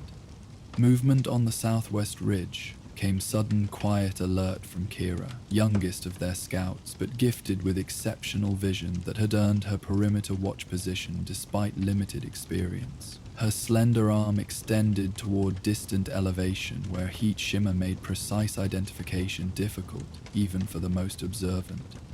Mira redirected attention immediately, raising weathered field glasses that represented precious tribal treasure, pre-war technology maintained through generations of careful preservation. The magnified view confirmed presence indeed, though with concerning expansion of Kira's initial report. Multiple entities, she assessed, voice maintaining deliberate calm that leadership responsibility demanded. Large profiles consistent with super-mutant physiology, grouped movement rather than scattered individuals, currently traversing ridge approximately 4 kilometers distant. Direction suggests intersection with our planned route within 2 hours at current respective speeds. This observation transformed their immediate situation from routine resource collection to potential survival crisis. Individual supermutants represented manageable threat through avoidance or, if necessary, concentrated tribal defense tactics. Grouped mutants suggesting organized horde rather than coincidental proximity presented entirely different danger level that nomadic bands had learned to treat with utmost seriousness. How many? Turen asked, practical assessment already calculating defensive options against numerical threat. Minimum 15 visible from current position, Mira replied after careful count through magnified view. Formation suggests larger group beyond visible ridge section. Organized movement pattern rather than random wandering. They follow leadership structure or specific purpose. This detail carried particular significance beyond mere numbers. Super mutant hordes typically demonstrated minimal coordination, their inherent aggression and limited cognitive capability generally preventing sustained cooperative behavior beyond situational alliances. Organized movement indicated either unusual leadership presence or compelling shared objective, both possibilities suggesting greater danger than typical wasteland encounter. Collection complete, reported Lena, water team coordinator, approaching with appropriate timing awareness, despite not having heard the scouts' alert. Years of tribal travel had developed intuitive timing sense among experienced members, allowing task completion within expected windows without requiring explicit schedules. Mira lowered the field glasses, decision already formed through practiced crisis assessment. We divert immediately to Eastern Canyon Network, accelerated travel pattern until sunset, then defensive position establishment for overnight evaluation. Kira, maintain observation of mutant movement during our initial displacement to confirm their continued direction. This directive represented significant route modification. The Eastern Canyons had not featured in their planned travel, offering more challenging terrain in exchange for potential concealment advantage against the approaching threat. The decision balanced immediate safety against longer-term resource management, accepting navigation difficulty as necessary trade-off for avoiding direct contact with clearly superior hostile force. The Nomad band transitioned to modified movement pattern with practiced efficiency. Water containers distributed, formation tightened for more coordinated progress. Pace increased to sustainable acceleration rather than unsustainable flight. That would deplete energy reserves too quickly. Their response reflected generations of survival knowledge. Neither panicked reaction nor foolhardy disregard, but calculated adjustment to changing circumstance that preserved maximum future options while addressing immediate threat. As they traversed gradually roughening terrain toward the canyon entrance visible against the eastern horizon, Turen maintained parallel movement, slightly separated from the main group. His experienced observation evaluating both their progress and any potential signs of pursuit or flanking movement from the mutant horde. Though no immediate indications suggested they had been detected, Wasteland wisdom demanded thorough precaution rather than hopeful assumption. "The children understand our situation?" Mira asked quietly as she maintained position at the formation's leading edge, question directed towards Sona, who managed the tribe's 4 youngest members during travel. "They recognize urgent movement patterns," the older woman confirmed, her weathered features revealing lifetime of similar crisis navigations. "I've explained necessary silence and energy conservation without detailing specific threat assessment. They'll maintain discipline without fear-induced errors." This balanced information sharing represented another aspect of tribal survival methodology, providing sufficient context for appropriate behavioral response without creating counterproductive emotional reactions, particularly among those with limited experience processing threat information. The children would follow accelerated protocols without paralyzing fear, precisely because controlled communication preserved their confidence in adult protection, while engaging their cooperative capability. The canyon entrance appeared more clearly as their approach continued, a narrow passage between weathered rock formations that gradually opened into a network of interconnected ravines and sheltered valleys. This terrain feature had saved multiple tribal groups throughout Wasteland history, offering defensible shelter against various threats through natural choke points and concealment opportunities unavailable in more exposed regions. Knowledge of such locations represented essential tribal heritage, passed through generations as valuable survival resource rather than merely geographic information. Kira rejoined the main group as they neared canyon entrance, having maintained extended observation of the distant mutant horde while the tribe relocated. Her report confirmed their concern while providing valuable tactical information for subsequent planning. "Horde continues northwestern movement along ridge system," she detailed with precision that belied her youth. Visible count increased to 23 as additional members crested distant rise. Formation maintains coherent pattern with apparent scout positions at perimeter and concentrated mass at center. Estimated 4-kilometer separation currently, with diverging directional vectors suggesting increasing distance if both groups maintain current heading. This assessment provided cautious optimism without justifying reduced vigilance. If both their nomad band and the mutant horde continued current prospective movements, direct encounter probability decreased significantly. However, Wasteland experience taught that circumstance rarely remains static. Unexpected developments frequently required rapid adaptation to changing conditions, particularly when potential threats demonstrated unusual characteristics, like the organized movement this mutant group displayed. As afternoon progressed toward evening, the Duskwalkers traversed deeper into the canyon network, their path following natural contours that balanced protected position against potential entrapment risk.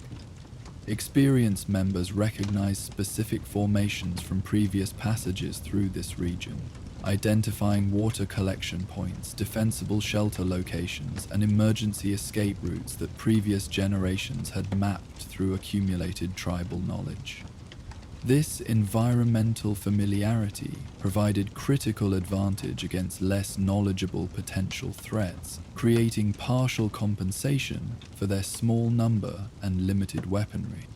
"Suitable night position approximately half-kilometer ahead," Turen reported after scouting slightly ahead of the main group.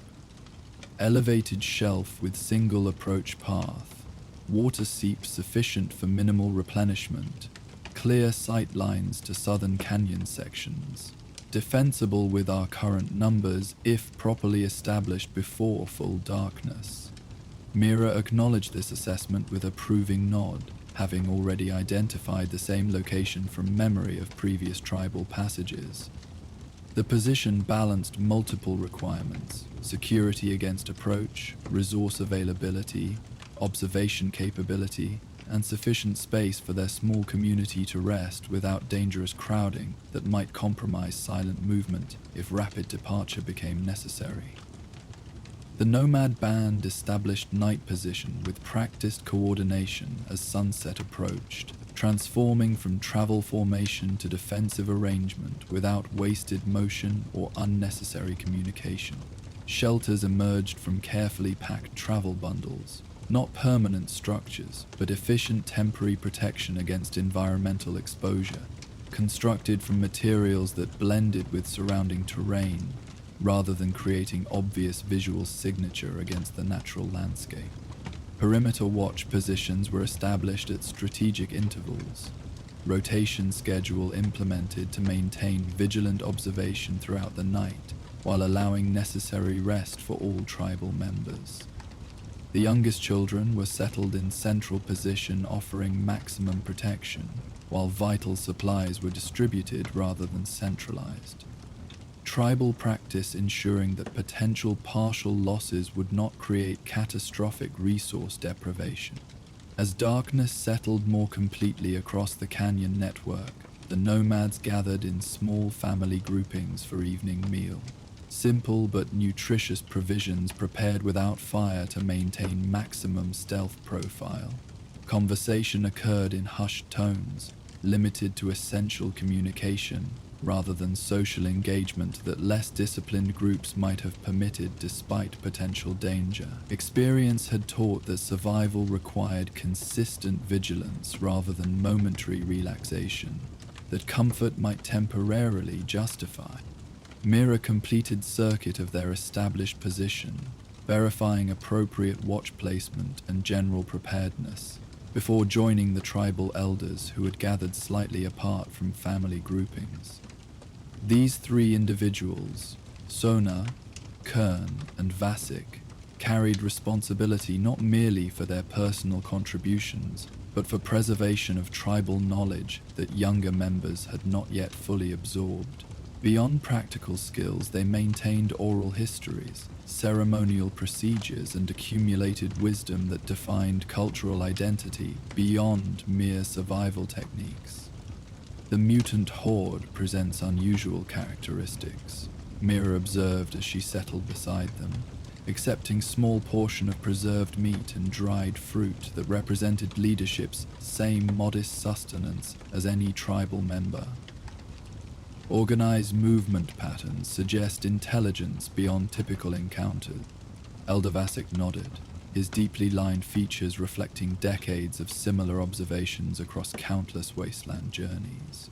The tribal histories mention such occurrences approximately every third generation. Emergence of coordinating intelligence among otherwise chaotic mutant populations. Previous encounters required significant adaptation beyond standard avoidance protocols. This historical context provided valuable framework for their current situation, not unprecedented threat requiring entirely new response development, but recognized pattern for which tribal knowledge had established general guidance, if not specific tactical direction. The elders shared relevant historical accounts while maintaining appropriately hushed voices, describing previous tribal encounters with organized mutant groups and response strategies that had proven successful or failed in various circumstances. As this knowledge exchange continued, Teren approached their small gathering with the controlled urgency that immediately commanded attention without creating broader alarm. His expression conveyed significant development requiring leadership assessment rather than general notification. Perimeter Watch reports approaching group from southern canyon entrance, he informed them, voice calibrated to reach only immediate listeners. Human movement patterns, small number, appears to be tribal groupings similar to our own, based on formation and equipment visible in limited light.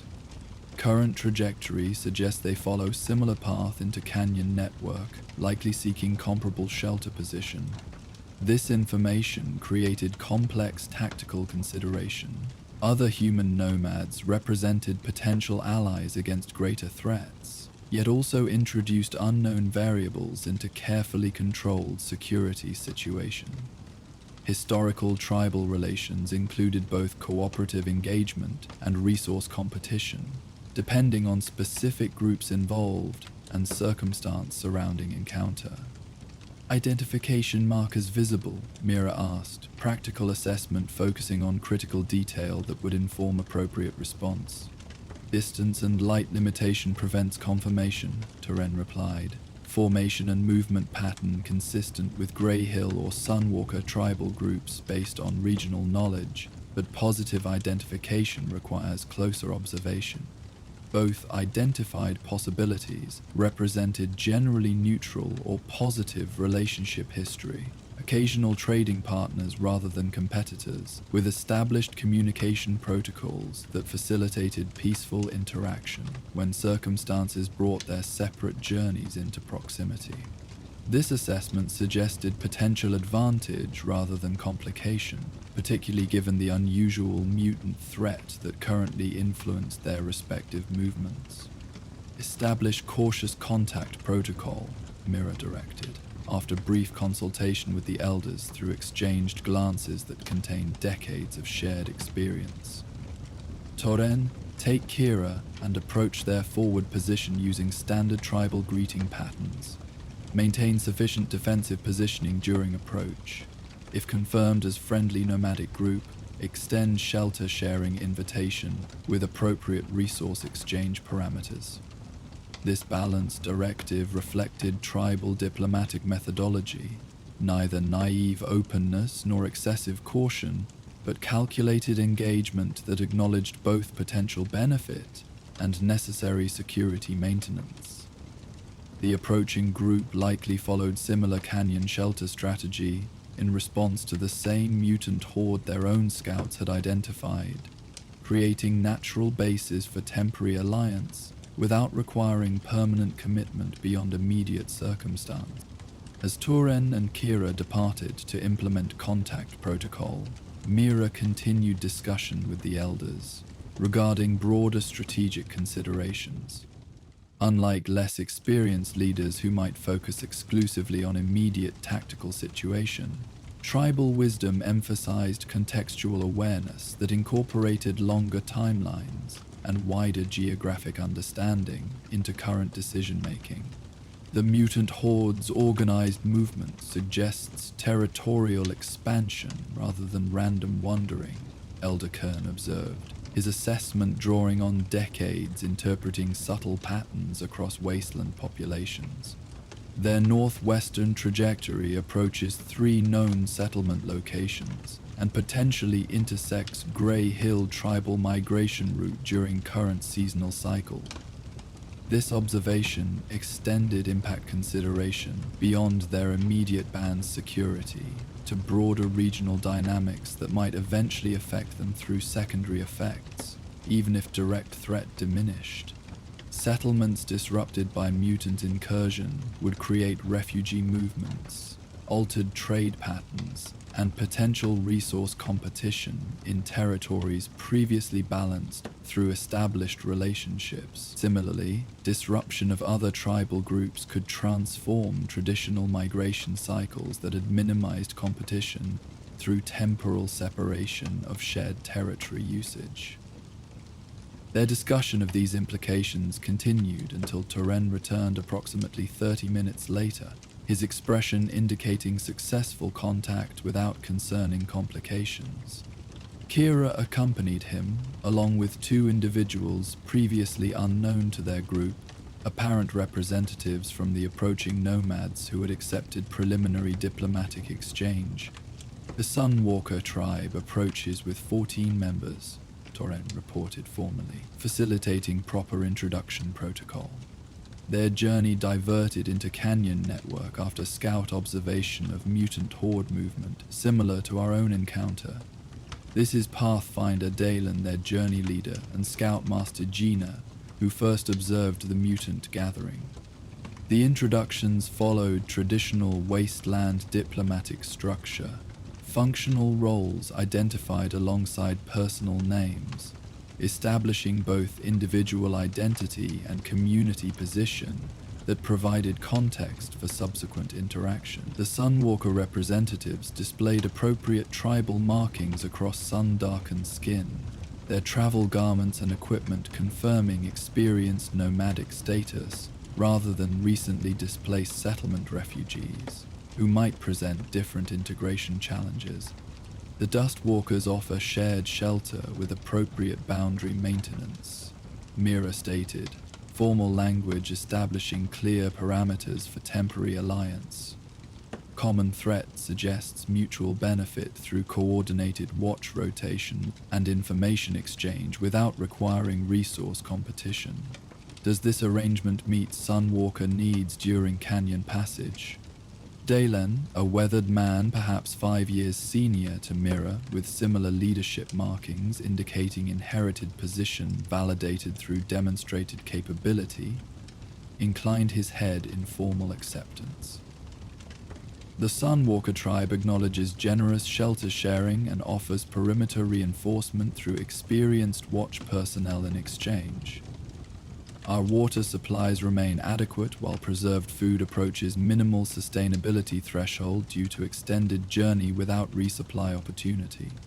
This honest resource assessment represented proper diplomatic exchange, neither concealing genuine need nor exaggerating scarcity to extract excessive support. Mira responded with equally transparent evaluation of their own supplies, identifying modest food surplus against potential extended canyon habitation that allowed limited sharing without endangering their own sustainability. The exchange established foundation for temporary alliance based on mutual benefit rather than charitable sacrifice or exploitative acquisition. With formal agreement established, practical implementation followed with efficient coordination between the two tribal groups. The Sunwalkers approached from southern canyon entrance, establishing complementary position adjacent to the Dustwalker encampment, with appropriate separation maintaining distinct identities while facilitating necessary cooperation. Perimeter watch responsibilities were redistributed to incorporate personnel from both groups, creating more comprehensive security coverage, while reducing individual burden through increased rotation capacity. As final darkness settled across the canyon network, leadership from both tribes gathered for more detailed information exchange regarding their respective mutant horde observations. The combined intelligence created more comprehensive threat assessment than either group had developed independently. Sunwalker scouts had observed the horde's formation process 3 days earlier, providing origin context that explained their unusual organization. They gathered at the old military installation approximately 20 kilometers south of current position, Scoutmaster Yenner explained, her precise descriptions indicating exceptional observational capability.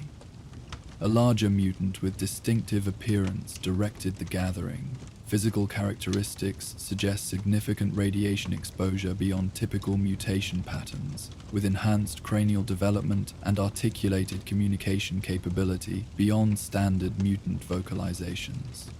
This detail provided critical context for the horde's unusual coordination. Leadership by evolved individual with greater intellectual capacity explained behavioral patterns that typical mutant groups rarely demonstrated. Such occurrence represented known but uncommon wasteland development, creating more significant threat than random mutant gatherings, but following recognizable patterns documented in tribal histories rather than entirely unprecedented situation. Their movement appears purposeful rather than opportunistic, Kira added, describing her own observations of the horde's ridge traversal. Maintained formation despite difficult terrain, scouts reporting back to main group, consistent direction rather than response to immediate environmental factors. Behavior suggesting predetermined destination rather than resource-driven wandering. The combined observations suggested concerning regional development rather than temporary wasteland anomaly, intelligent leadership establishing coordinated mutant force with apparent territorial objective rather than simply momentary cooperation. Such situation historically indicated emerging power dynamic that could significantly impact established movement patterns, resource access, and relative security levels throughout affected territory. As information exchange continued, practical security arrangements were finalized for immediate overnight protection, enhanced perimeter coverage through combined tribal resources, coordinated response protocols if perimeter breach occurred, appropriate shelter positioning that maintained defensive advantages while allowing swift evacuation if necessary. Beyond these tactical arrangements, broader strategic consideration emerged regarding subsequent travel plans once morning allowed journey continuation. The mutant horde's northwestern trajectory suggests eventual approach towards Settlement Ridge, Dallin observed, referencing established human habitation approximately 4 days' travel from their current position. 3 permanent communities there maintain trading relationships with both our tribes. They possess superior defensive capability against standard threats, but remain unprepared for organized mutant assault of observed magnitude. This assessment introduced moral dimension alongside practical survival consideration, potential obligation to warn settled communities about approaching threats, versus maintaining tribal security through continued avoidance pattern. The Wasteland's harsh reality had established pragmatic decision frameworks that generally prioritized immediate group survival above broader community welfare. Yet tribal identity also incorporated responsibility elements that separated them from merely opportunistic wasteland predators. Combined tribal knowledge of canyon network offers potential alternative to simple warning delivery, Mira suggested after thoughtful consideration. Eastern passages provide multiple approach routes to Settlement Ridge with minimal exposure risk, allowing advanced notification without direct confrontation probability. Coordinated movement might allow both warning delivery and continued tribal security if properly executed. This proposal represented balanced approach between competing ethical and practical considerations, acknowledging responsibility toward trading partners without sacrificing primary obligation to tribal preservation. The suggestion initiated detailed discussion of specific route options, timing considerations, and resource requirements for potential implementation once morning allowed journey continuation. As night deepened toward its middle hours, the combined tribal encampment settled into vigilant rest patterns, essential sleep occurring in cautious rotation rather than complete vulnerability, with enhanced perimeter security provided through their temporary alliance. The canyon's natural walls offered both protection and enhanced sound transmission that would provide early warning of potential approach, while strategically positioned sentries maintained constant observation of critical access points. Elder Sona approached Mira. As the leadership discussion concluded, other participants returning to their respective positions while watch rotation continued its scheduled transitions. The older woman's weathered features reflected decades of similar crisis navigation, providing perspective that even experienced leaders sometimes benefited from revisiting. The path ahead contains both danger and purpose, she observed quietly.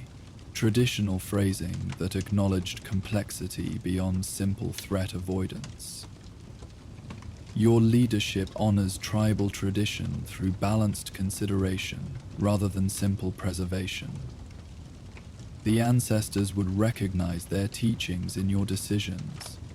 This affirmation carried significant meaning beyond mere encouragement, validation that current leadership maintained appropriate connection to tribal heritage while adapting to immediate circumstance.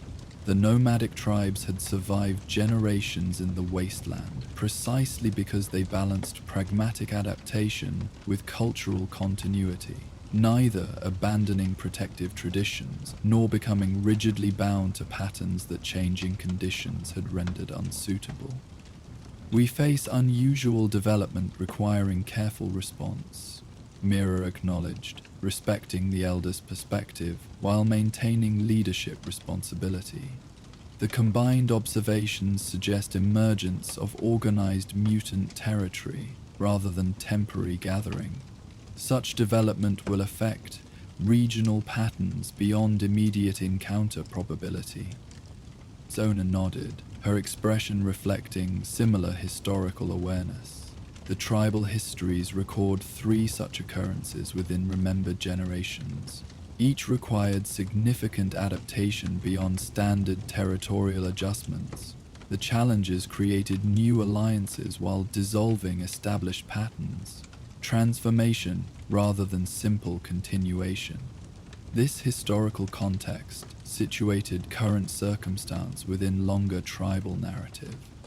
Not unprecedented crisis requiring entirely novel response, but recognized pattern for which accumulated wisdom provided general guidance if not specific tactical direction. The perspective helped balance immediate security focus with appropriate consideration of longer-term implications that might affect survival beyond current journey completion. As conversation concluded, Mira completed final inspection circuit of their established position before seeking brief rest periods while others maintained watch responsibility. The combined tribal encampment presented reassuring capability despite their still limited numbers compared to the observed mutant horde. Experienced nomads whose generations of wasteland adaptation had developed effective survival methodology against varied threats, now temporarily united through common purpose rather than divided by resource competition. Morning arrived with gradual illumination that revealed the canyon's protective geometry in progressively greater detail. Dawnwatch had reported no concerning developments during night hours, with neither mutant approach nor other wasteland threats manifesting within detection range. This fortunate circumstance allowed orderly morning protocols rather than emergency response requirements.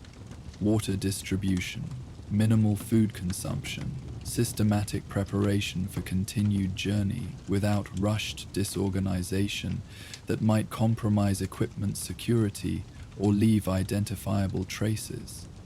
Leadership from both tribal groups reconvened briefly before departure, finalizing movement plans developed during previous evening's discussion. Their combined assessments supported implementation of Settlement Ridge, warning delivery through coordinated approach utilizing Eastern Canyon passages, with appropriate security measures maintained throughout the journey. Resource sharing arrangements were confirmed with mutual benefit parameters clearly established, creating transparent alliance foundation rather than ambiguous expectations that might generate future conflict. The Dustwalkers will establish forward position with Sunwalkers maintaining coordination spacing, Mira detailed. Specific tactical arrangement reflecting respective tribal strengths and current condition.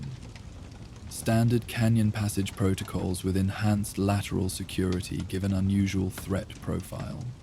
Communication through established visual signals rather than sound transmission that might carry beyond intended reception. Dalen confirmed this approach with formal acknowledgement, their respective leadership styles finding comfortable alignment despite different tribal backgrounds. The temporary alliance demonstrated functional integration of distinct groups without requiring artificial unity, maintaining separate identities and command structures while coordinating effectively toward shared objective. As morning advanced toward full daylight, the combined tribal groups departed their overnight position with practiced efficiency, leaving minimal evidence of their presence, while establishing journey formation appropriate for canyon terrain navigation. Their movement carried measured urgency without panicked haste. recognizing serious situation requiring prompt response while maintaining sustainable pace that wouldn't deplete critical energy reserves, potentially needed for later crisis management. The canyon network offered both protection and challenge as their journey progressed. Sheltered passages providing concealment from potential aerial observation, while narrow sections and occasional debris obstacles required careful navigation that moderated their overall progress rate. Experienced members from both tribes identified specific formations documented in their respective historical knowledge, recognizing landmarks that confirmed proper route following, while identifying potential hazard locations requiring particular caution. Midday brought brief rest period in shaded alcove, where canyon wall configuration provided both cooling respite from increasing temperature and natural observation platform overlooking their back trail. Scouts from both tribes utilized this position for methodical sweep of their traveled route, confirming absence of pursuit indication while gathering general information about surrounding territory conditions that might affect subsequent journey sections. No indication of mutant presence within visual range, reported Jenna after completing her observation circuit. Dust patterns normal for seasonal wind conditions. No smoke signatures suggesting settlement disturbance within visible territory. Back trail remains clear of organized pursuit indicators. This assessment provided cautious optimism without justifying reduced vigilance. The mutant horde apparently maintained northwestern trajectory without detecting their tribal movement through eastern canyons, allowing continued implementation of warning delivery plan without immediate threat response requirement. However, Wasteland wisdom demanded continued precaution, rather than assumption that favorable conditions would persist without potential change. As afternoon progressed, their journey continued through increasingly familiar terrain, as the canyon network gradually opened toward territories adjacent to Settlement Ridge. More frequent water sources appeared, small springs emerging from rock faces, seasonal stream beds containing modest flow from recent rainfall and higher elevations. These resources allowed replenishment of depleted water containers without requiring significant diversion from their planned route, maintaining optimal progress while addressing essential supply management. Settlement Ridge visible from next elevation, Teren reported after scouting slightly ahead of the main tribal formation. Approximately 4 hours travel at current pace. No unusual activity visible from observation position. Normal agricultural pattern in surrounding fields. Standard perimeter movement consistent with routine guard rotation. Smoke signatures indicating normal cooking fires rather than emergency signals. This information confirmed their warning mission remained preventative rather than responsive. The settlements, apparently not yet aware of approaching threat, providing valuable notification window rather than arrival during active crisis requiring immediate assistance. Beyond information delivery, the tribal groups adjusted their approach vectors slightly, utilizing terrain features that would allow efficient final approach while maintaining prudent concealment until settlement perimeter communications could be properly established. As the combined tribal band continued their purposeful journey towards Settlement Ridge, elsewhere in the Wasteland, another significant development unfolded. An aging tribal leader stood atop a weathered hill, surveying the harsh landscape that had both challenged and sustained his people for generations. His weathered face reflected deep contemplation as he considered the difficult choice before him, whether to continue their traditional nomadic ways in ever harsher conditions, or establish a permanent alliance with the settled communities whose technologies offered protection at the cost of cherished independence. As our nomads deliver their warning to Settlement Ridge, their urgent mission complete, Our next tale beckons from a tribal crossroads where tradition and survival hang in delicate balance. Join us for The Nomads' Legacy. The evening sun cast long shadows across the barren landscape, painting the wasteland in hues of amber and gold that momentarily softened its harsh reality. Atop a weathered hill that provided commanding view of the surrounding territory, Chief Arlen stood in solitary contemplation. His tall figure remained straight despite 65 seasons of wasteland existence, though deep lines etched across his face told stories of hardship and survival that words alone could never fully convey. Wind tugged gently at his grey-streaked hair, the traditional braids adorned with beads and tokens that recorded significant events throughout his leadership journey. Each ornament carried meaning recognized by all members of the Sunset Tribe. Victories and losses, seasons of abundance and scarcity, peaceful exchanges and necessary conflicts that had shaped their collective existence over more than 2 decades under his guidance. Below the hills spread the temporary encampment of his people, 37 individuals comprising the remnants of what had once been a thriving nomadic community nearly 3 times that size. Tents arranged in the traditional spiral pattern created familiar organization despite increasingly unfamiliar circumstance, with family groupings positioned according to ancestral tradition that maintained both practical defensive formation and symbolic connection to tribal heritage. From his elevated position, Arlen could observe the evening routines unfolding with practiced efficiency. Cooking fires carefully maintained to produce minimal smoke, water distribution following established conservation protocols, perimeter watches positioned at appropriate intervals with overlapping observation fields. The disciplined implementation of these patterns represented generations of accumulated wisdom, survival methodology refined through countless seasons of wasteland existence. Yet beneath this apparent normalcy, Arlen perceived the subtle indicators of growing crisis that less experienced eyes might overlook. The carefully masked fatigue in movements that once flowed with natural energy, water containers less than half filled despite recent spring access, food preparation utilizing increasingly marginal resources that previous generations would have considered emergency provisions rather than standard sustenance.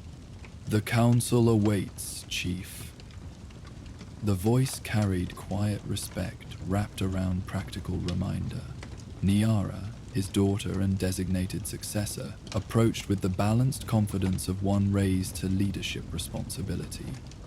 Her 38 seasons had provided sufficient experience for wisdom without yet accumulating the physical toll that extended wasteland existence eventually extracted. Though shorter than her father, her presence carried similar authority, earned through demonstrated capability rather than merely inherited position.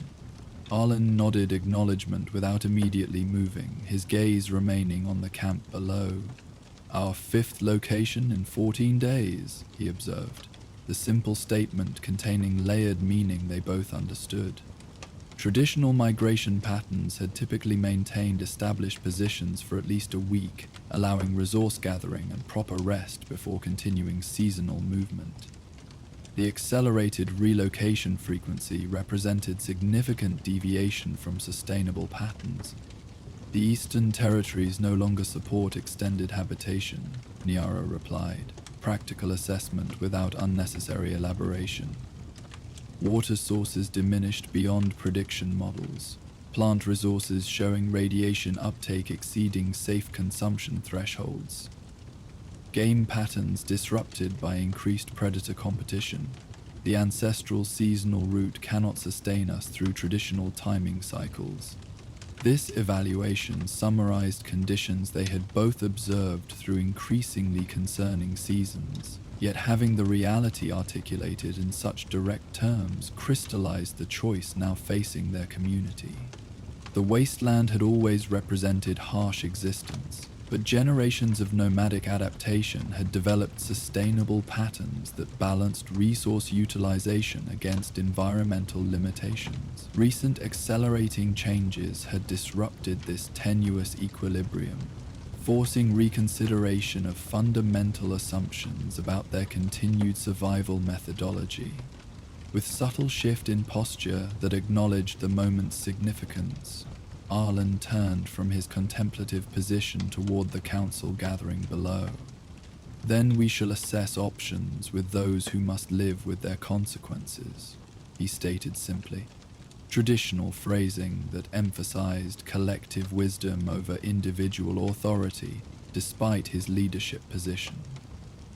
Together, father and daughter descended the hill with measured pace, their movement carrying the deliberate dignity that tribal leadership maintained even during challenging circumstances. The camp's activities adjusted subtly as they passed, respectful acknowledgements offered without interrupting essential tasks, conversation patterns momentarily shifting to accommodate their presence before resuming normal flow. This balanced interaction reflected healthy community relationship rather than fearful deference. Respect based on demonstrated capability rather than demanded submission. The council fire burned with carefully managed efficiency at the camp's center, positioned within stone-lined pit that contained its illumination, while providing necessary warmth against the evening's approaching chill. Around this ancestral symbol of tribal continuity sat 12 individuals, whose combined experience represented crucial knowledge domains required for community survival. The hunting coordinator, water management specialist, medicinal expert, defense strategist, historical record keeper, and other functional roles developed through generations of nomadic existence. Arlen and Niara completed the circle, taking their positions that balanced leadership authority with deliberate physical equality. Sitting at same level as other council members rather than elevated position that some wasteland groups adopted to emphasize dominance hierarchies, this arrangement reflected fundamental tribal philosophy that valued specialized knowledge appropriately within collective decision processes, rather than establishing rigid authority structures that might suppress crucial perspective. The Sunset Tribe faces choice requiring wisdom beyond single perspective, Arlen began, traditional opening that established discussion framework while acknowledging the significance of decisions they would consider. Our ancestral patterns served many generations through changing seasons, yet current conditions suggest necessity for adaptation beyond typical adjustments. The Council's combined knowledge must illuminate path that balances heritage preservation against survival requirements. This introduction intentionally avoided specifying exact options under consideration. Tribal tradition valued emergent wisdom through collective exchange, rather than presenting predetermined choices that might narrow discussion prematurely. The council members recognized the approach, settling into the thoughtful attention that significant tribal deliberation required, rather than expecting immediate direction or quick resolution. Marin, the tribe's most experienced hunter whose 48 seasons had provided intimate knowledge of regional wildlife patterns, spoke first, as protocol suggested for discussions involving resource acquisition challenges. The eastern migration territories no longer support sustainable hunting practices, he confirmed, validating observation with specific details. Traditional game patterns have shifted beyond seasonal variation range. Radiated zones, previously avoidable, now intersect necessary travel routes. Predator competition has increased as other groups, both human and mutated species, concentrate around diminishing viable territories. This assessment provided foundation for subsequent contributions, each council member adding specialized perspective that collectively created comprehensive understanding of their current circumstance.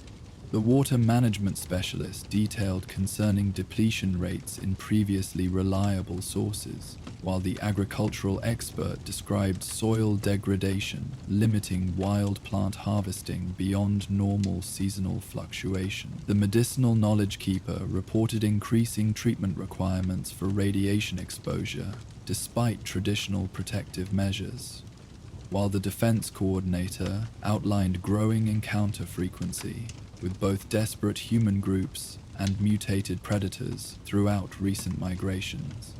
Tamar, the eldest council member whose 73 seasons had included roles from scout to historical record keeper, provided crucial contextual perspective as the situation assessment reached natural pause. The tribe has faced resource challenges throughout remembered generations, he noted, voice carrying quiet strength despite advanced age. The histories record 7 major adaptation cycles since the Great Fire changed the world: migration pattern adjustments, technological integration periods, temporary alliances with settled communities. Each represented significant change while maintaining essential tribal identity through intentional preservation of core traditions. This historical framing created important foundation for considering current options, placing immediate challenges within longer continuity that neither minimized present difficulties nor suggested unprecedented crisis requiring abandonment of fundamental tribal identity. The perspective shifted discussion from potential despair toward practical adaptation consideration, acknowledging serious circumstance without surrendering to fatalistic conclusion. Our current options appear threefold, Niara observed, when appropriate moment emerged for transition towards specific alternatives. We might attempt significant geographic displacement, abandoning traditional eastern territories entirely for rumored western regions beyond conventional migration boundaries. We could seek formal alliance with settled communities, transitioning from complete nomadic independence toward partial integration with established defensive perimeters and agricultural systems. Or we might implement radical adaptation within current territories, developing new consumption patterns and protection methodologies that address changed environmental conditions without geographic relocation. This clear articulation of primary options provided necessary structure for detailed evaluation without predetermining eventual selection. Each alternative contained both potential benefits and significant challenges, requiring thorough consideration rather than impulsive selection based on incomplete analysis. The Council recognized this careful balancing requirement, settling into more focused discussion of specific implications within each general approach. Western territories remain largely unknown beyond fragmentary trader accounts, noted Kira, the tribe's lead scout, whose extensive reconnaissance experience provided crucial perspective on territorial consideration. Journey would require traversing several known danger zones without established safety caches or verified water sources. Resource requirements for such extended travel exceeds our current reserves, necessitating significant risk acceptance during early journey stages before reaching potentially viable new territories. This realistic assessment highlighted practical challenges without automatically eliminating the option, acknowledging serious difficulty while maintaining objective evaluation rather than allowing fear of unknown to categorically remove potential adaptation path. Similar balanced analysis followed for each alternative, examining implementation requirements, resource implications, security considerations, and cultural impact, without predetermined conclusion regarding optimal selection. As discussion progressed through early evening hours, firelight casting gentle illumination across thoughtful faces, the Council demonstration characteristic tribal decision methodology. Thorough examination without rushed judgment, respectful consideration of varied perspectives, integration of practical concerns with cultural values that define their identity beyond mere survival mechanics. Occasional community members not serving on council approached with water or modest food portions, maintaining the physical needs of those engaged in extended deliberation without interrupting their important work. When primary option analysis reached natural conclusion without clear consensus emerging, Arlen guided discussion toward deeper consideration that transcended immediate tactical comparison. Beyond specific method lies fundamental question of what we preserve through adaptation, he observed, introducing philosophical dimension essential for meaningful decision rather than merely pragmatic selection. The Sunset Tribe exists not only as physical community, but as living embodiment of values, traditions, and relationship patterns developed through generations. What essential elements must continue regardless of which path we choose? This perspective shifted evaluation framework significantly, from comparing external options to identifying internal constants that would maintain tribal identity through whatever adaptation they eventually implemented. The Council engaged this deeper consideration with thoughtful attention, recognizing that physical survival alone would represent hollow victory if achieved through abandonment of defining characteristics that gave their community meaning beyond mere continued existence. Our ancestors valued freedom of movement while respecting natural limitations, offered Temar, historical perspective illuminating core tribal philosophy. They maintained connection to varied landscapes rather than claiming ownership of specific territory. Their relationship with the world emphasized passage through rather than dominance over. These values originated our nomadic patterns, but exist as principles that might find expression through various physical arrangements.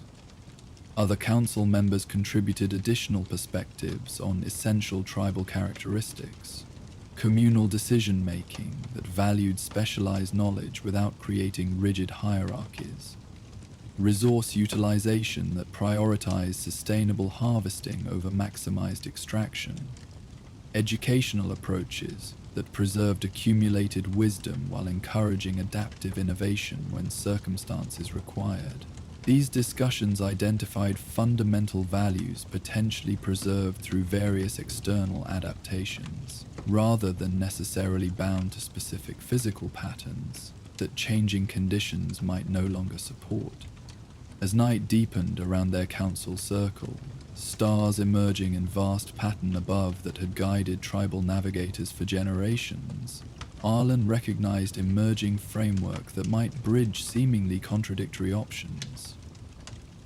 Perhaps our choice transcends simple selection between competing alternatives, he suggested. Our ancestors adapted to changing circumstances without abandoning essential identity, maintaining core values through modified expressions rather than preserving specific patterns at the expense of underlying principles.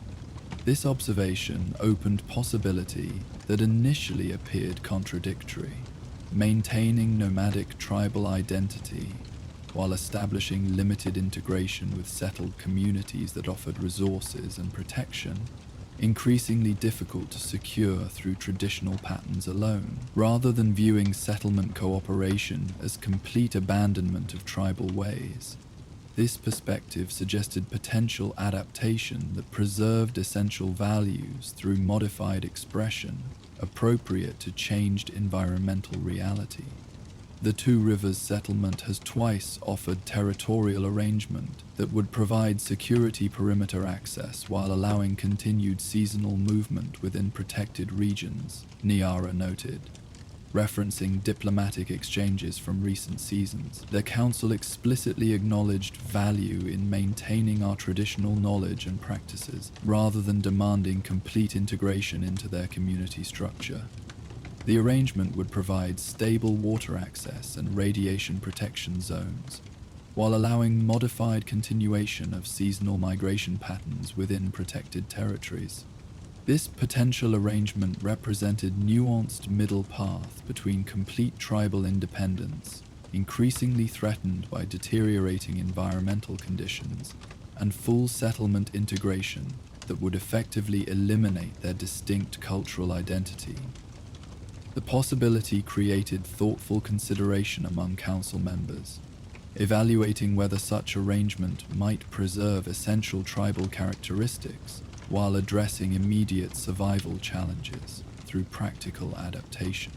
Such arrangement would require careful boundary establishment, both physical and cultural, observed Ilara, whose diplomatic experience with various wasteland communities provided valuable perspective on intergroup dynamics.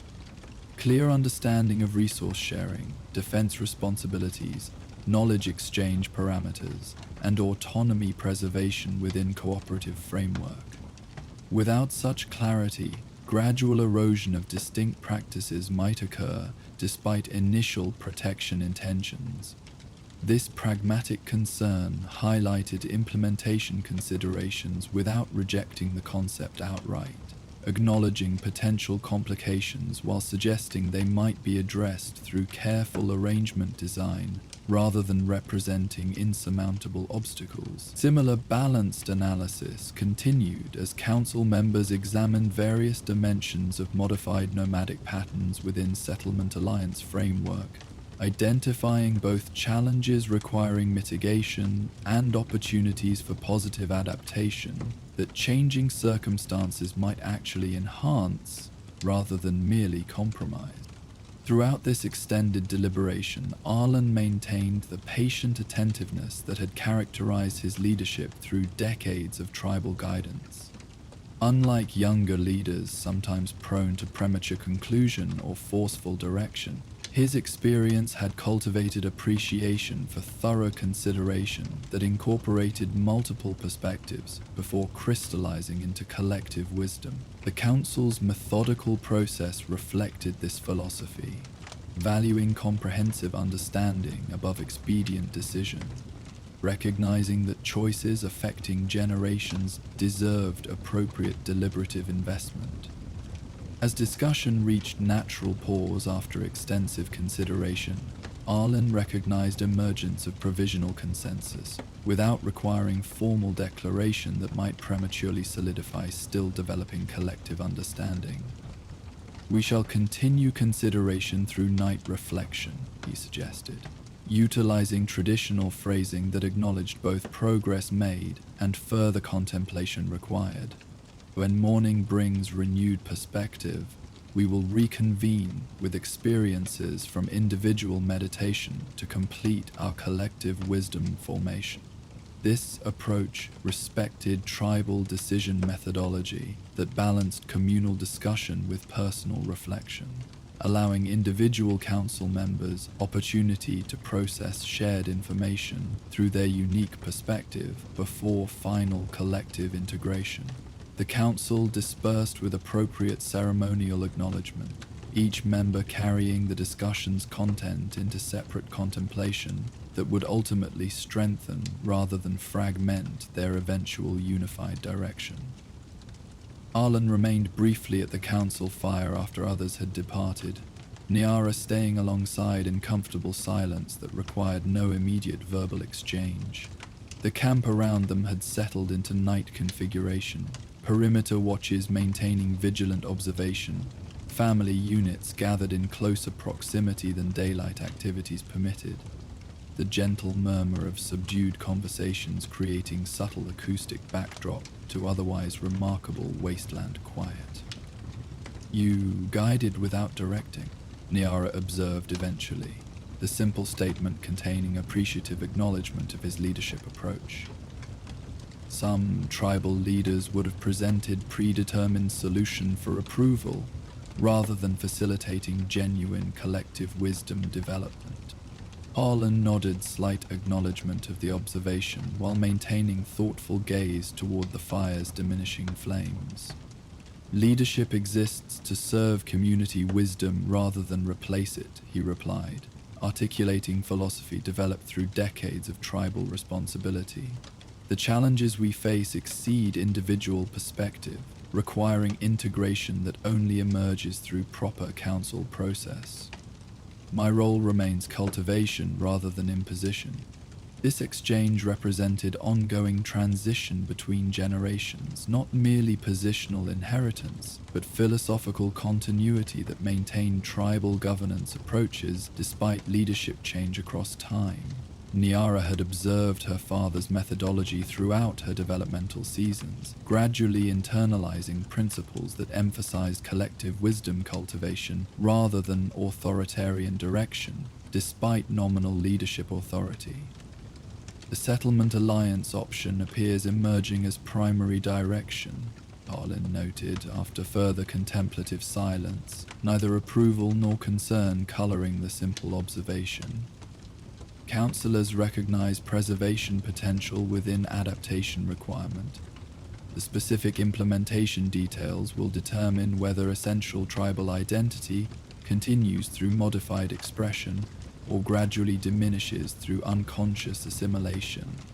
This assessment identified crucial consideration beyond simple directional decision, the implementation quality that would ultimately determine whether adaptation preserved core values through changed external patterns, or merely began gradual surrender of distinctive tribal identity, despite surface-level preservation intentions. The observation contained neither resistance to emerging consensus nor unexamined enthusiasm, but realistic evaluation of critical factors, requiring careful attention during whatever path they ultimately selected.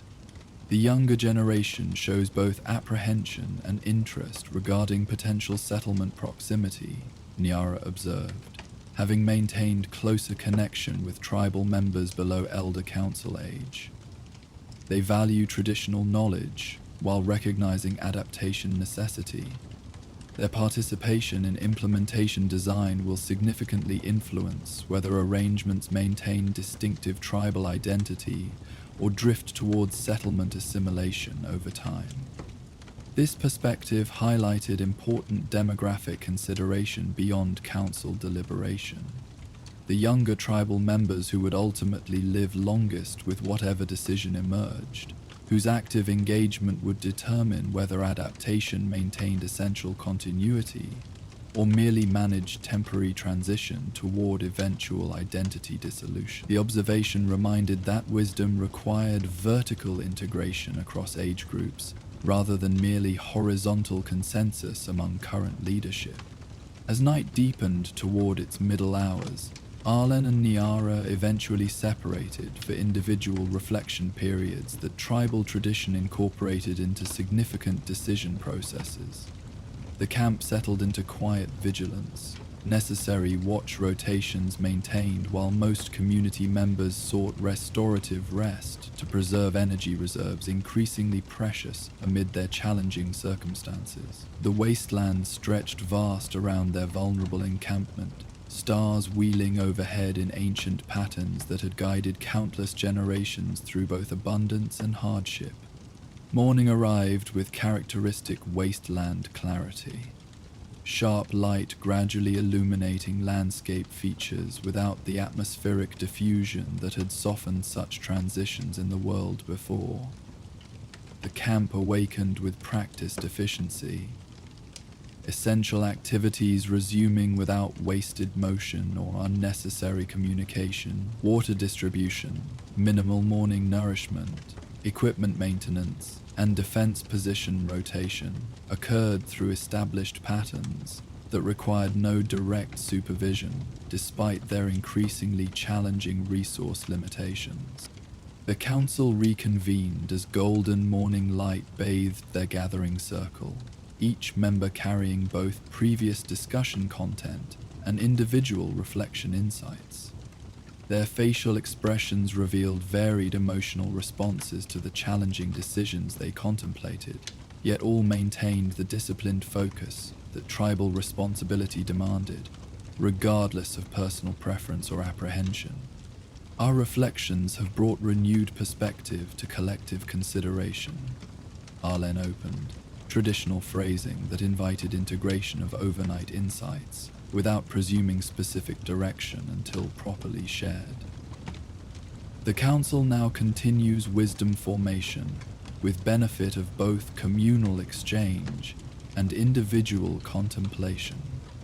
What followed demonstrated tribal governance at its most effective, structured sharing that incorporated each council member's distinct perspective while gradually building integrated understanding, rather than merely selecting dominant viewpoint through crude majority mechanism. Personal concerns received respectful hearing without overwhelming collective welfare considerations, while practical implementation questions balanced idealistic preservation desires without dismissing their legitimate importance to community identity.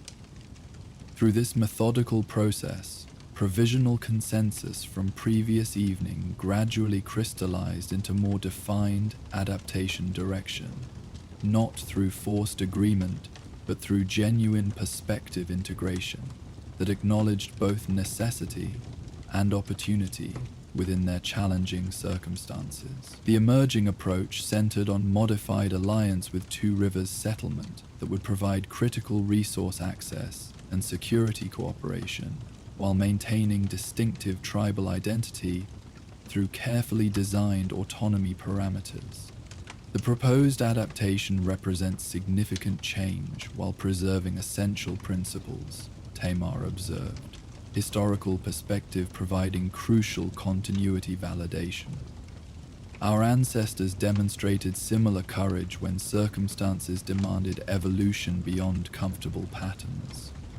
The tribal histories record 7 major adaptations through remembered generations, each preserving fundamental values through modified expressions appropriate to changing conditions.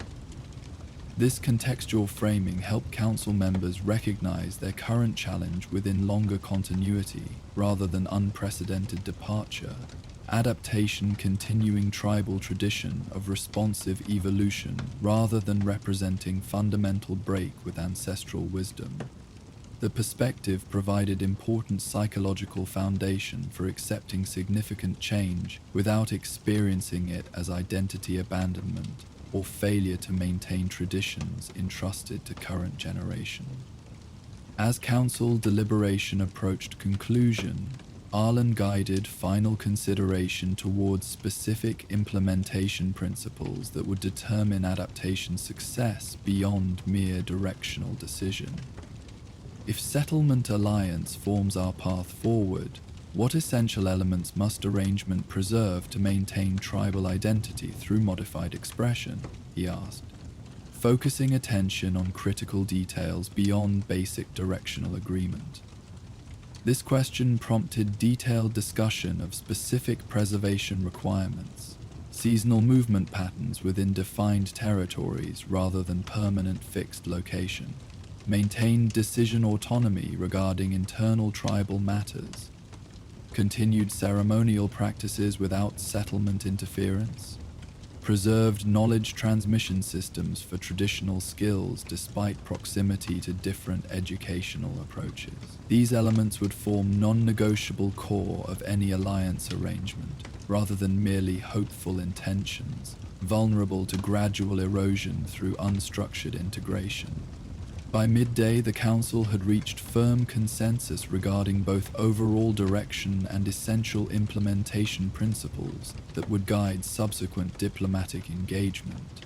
The decision reflected balanced wisdom rather than desperate compromise, recognizing adaptation necessity while establishing clear parameters for identity preservation through changed external circumstances. Though implementing such approach would require careful navigation of complex inter-community dynamics, the framework provided solid foundation for maintaining tribal continuity despite significant pattern modification. The Council has formed wisdom through proper consideration, Arlen acknowledged, formal phrasing that recognized completed deliberative process rather than merely announcing decision outcome. Our path incorporates necessary adaptation while preserving essential identity through intentional continuity design. The Sunset Tribe will approach Two Rivers settlement with alliance proposal that serves mutual benefit while maintaining distinctive community preservation within cooperative framework. This declaration received formal acknowledgement from assembled council members. Not simple agreement, but recognition of collective wisdom, formation through appropriate tribal methodology. The decision represented neither surrender to changing circumstances nor rigid resistance against necessary adaptation, but thoughtful navigation between preservation and evolution that characterized successful tribal continuity through countless wasteland challenges across generations. With formal decision established, discussion transitioned toward implementation planning, diplomatic approach methodology, negotiation parameters, community preparation for significant transition, and resource management during arrangement establishment period. These practical considerations maintained the balanced perspective that characterized effective tribal governance, addressing immediate tactical requirements while preserving alignment with longer-term strategic principles and fundamental identity preservation. As council proceedings concluded with clear action assignments, Arlen and Niara separated from the group to survey their encampment, from slight elevation that provided comprehensive perspective without complete detachment. The tribal community continued daily activities with characteristic discipline, despite growing resource limitations, each family unit maintaining essential functions while preserving energy through efficient movement patterns developed through generations of wasteland adaptation. Thee may will follow established wisdom while harboring natural concerns, Niara observed, acknowledging leadership responsibility for guiding significant transition beyond merely declaring directional decision. The implementation approach must balance necessary change with reassuring continuity to maintain community cohesion through adaptation process. Arlen nodded agreement, his expression reflecting both the weight of leadership responsibility and confidence in tribal resilience, demonstrated through countless previous challenges. The Sunset Tribe has navigated changing circumstances since ancestors first emerged from shelter after the Great Fire transformed the world, he noted. Historical perspective providing important continuity framework. Our essential identity exists through values and relationships rather than specific physical patterns, allowing adaptation without abandonment, evolution without erasure. This philosophical foundation would guide their approach to significant transition, ensuring community members understood the difference between changing implementation methodology and surrendering fundamental tribal identity. The distinction represented crucial psychological framework for processing necessary adaptation without experiencing it as failure to maintain traditions or betrayal of ancestral wisdom entrusted to current generation. As afternoon progressed, Arlen and Niara moved throughout the encampment, engaging various tribal members in conversations that provided both information sharing and reassurance regarding council decision and subsequent implementation plans. Rather than simply announcing direction change, this approach incorporated community participation in transition planning, maintaining tribal values regarding collective wisdom, even when circumstances necessitated more structured decision process through council deliberation.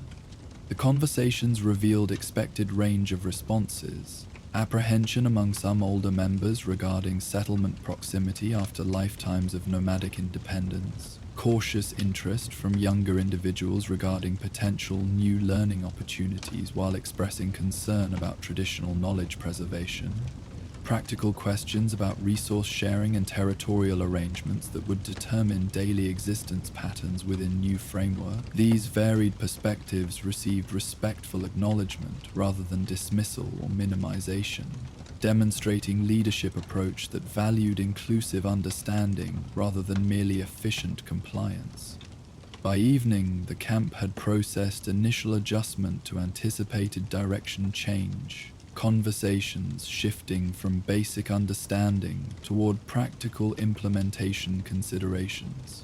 The tribal community demonstrated characteristic resilience, acknowledging significant adaptation requirement without surrendering to either despair regarding changed circumstances or abandonment of distinctive identity that had sustained them through countless challenges across generations.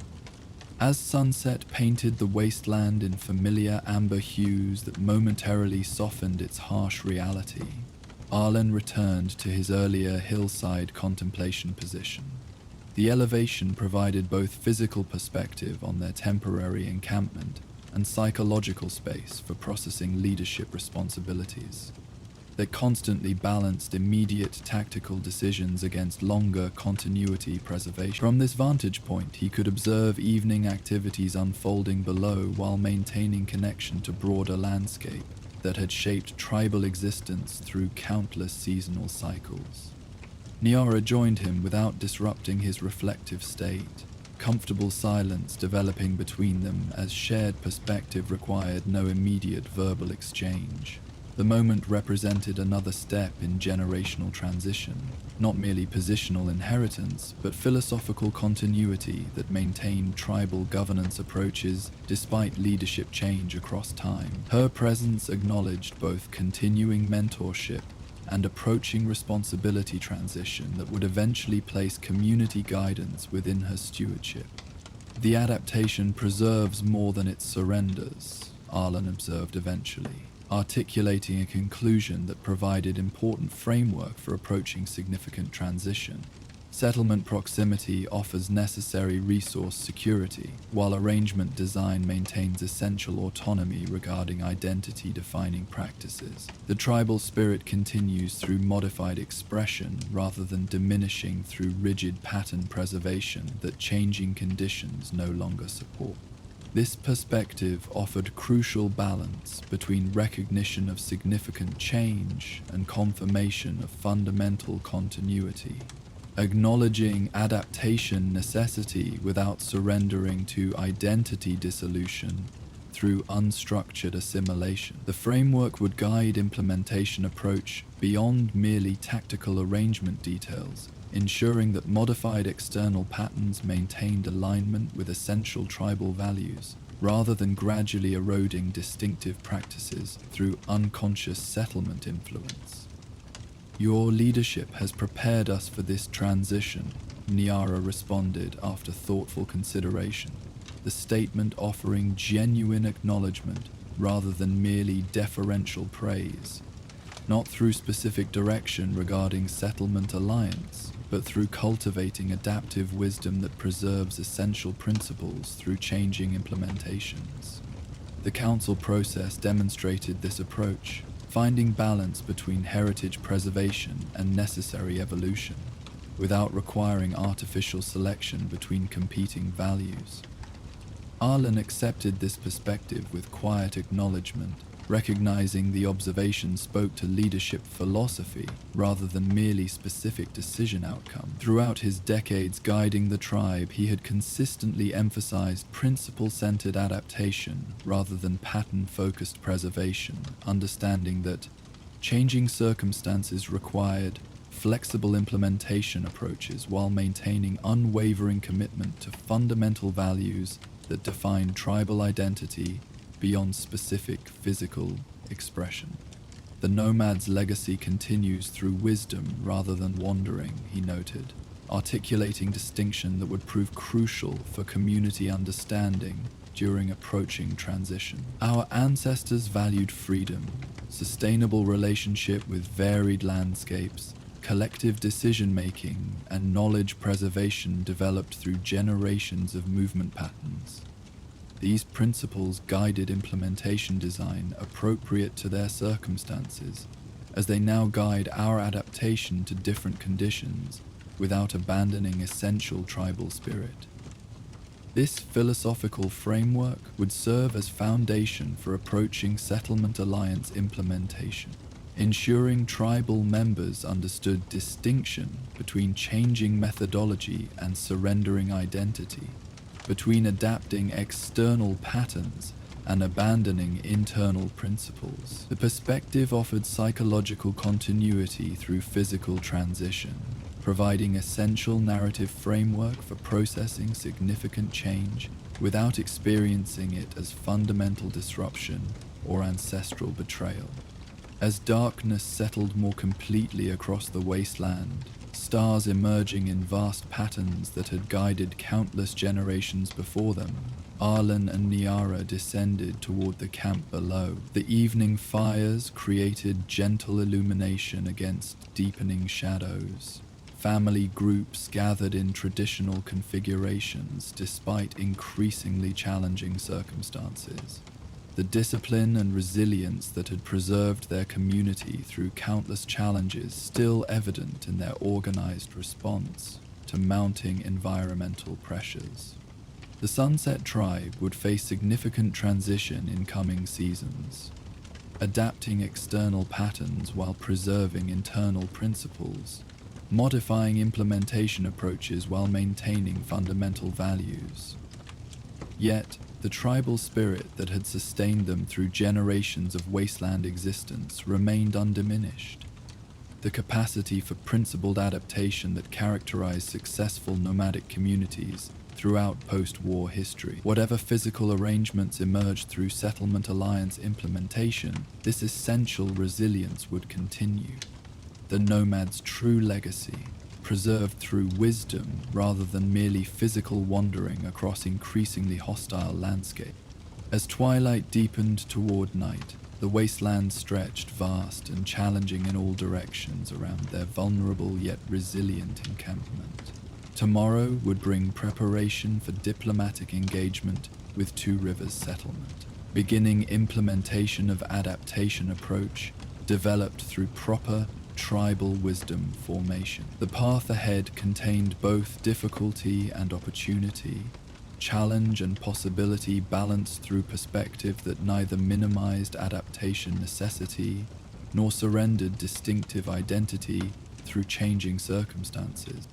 The true Nomad's legacy continued not through rigid pattern preservation but through principled adaptation, maintaining essential values through evolving expressions appropriate to changing conditions. This fundamental continuity would guide their community through approaching transition and beyond, preserving tribal identity not as museum artifact, but as living tradition, capable of meaningful evolution, while maintaining connection to ancestral wisdom that had sustained them through countless generations of wasteland existence. Thanks for wandering the wasteland with me tonight. If these stories helped you relax, don't forget to like, subscribe, and share your thoughts in the comments. For uninterrupted sleep, these videos play straight through without ads, letting the sounds of the wasteland guide you all night long. If you want more, check out our Patreon for early access and exclusive Spotify playlists. Link in the description. Sleep well, fellow vault dwellers. May your dreams be peaceful and your nights raid-free. Good night.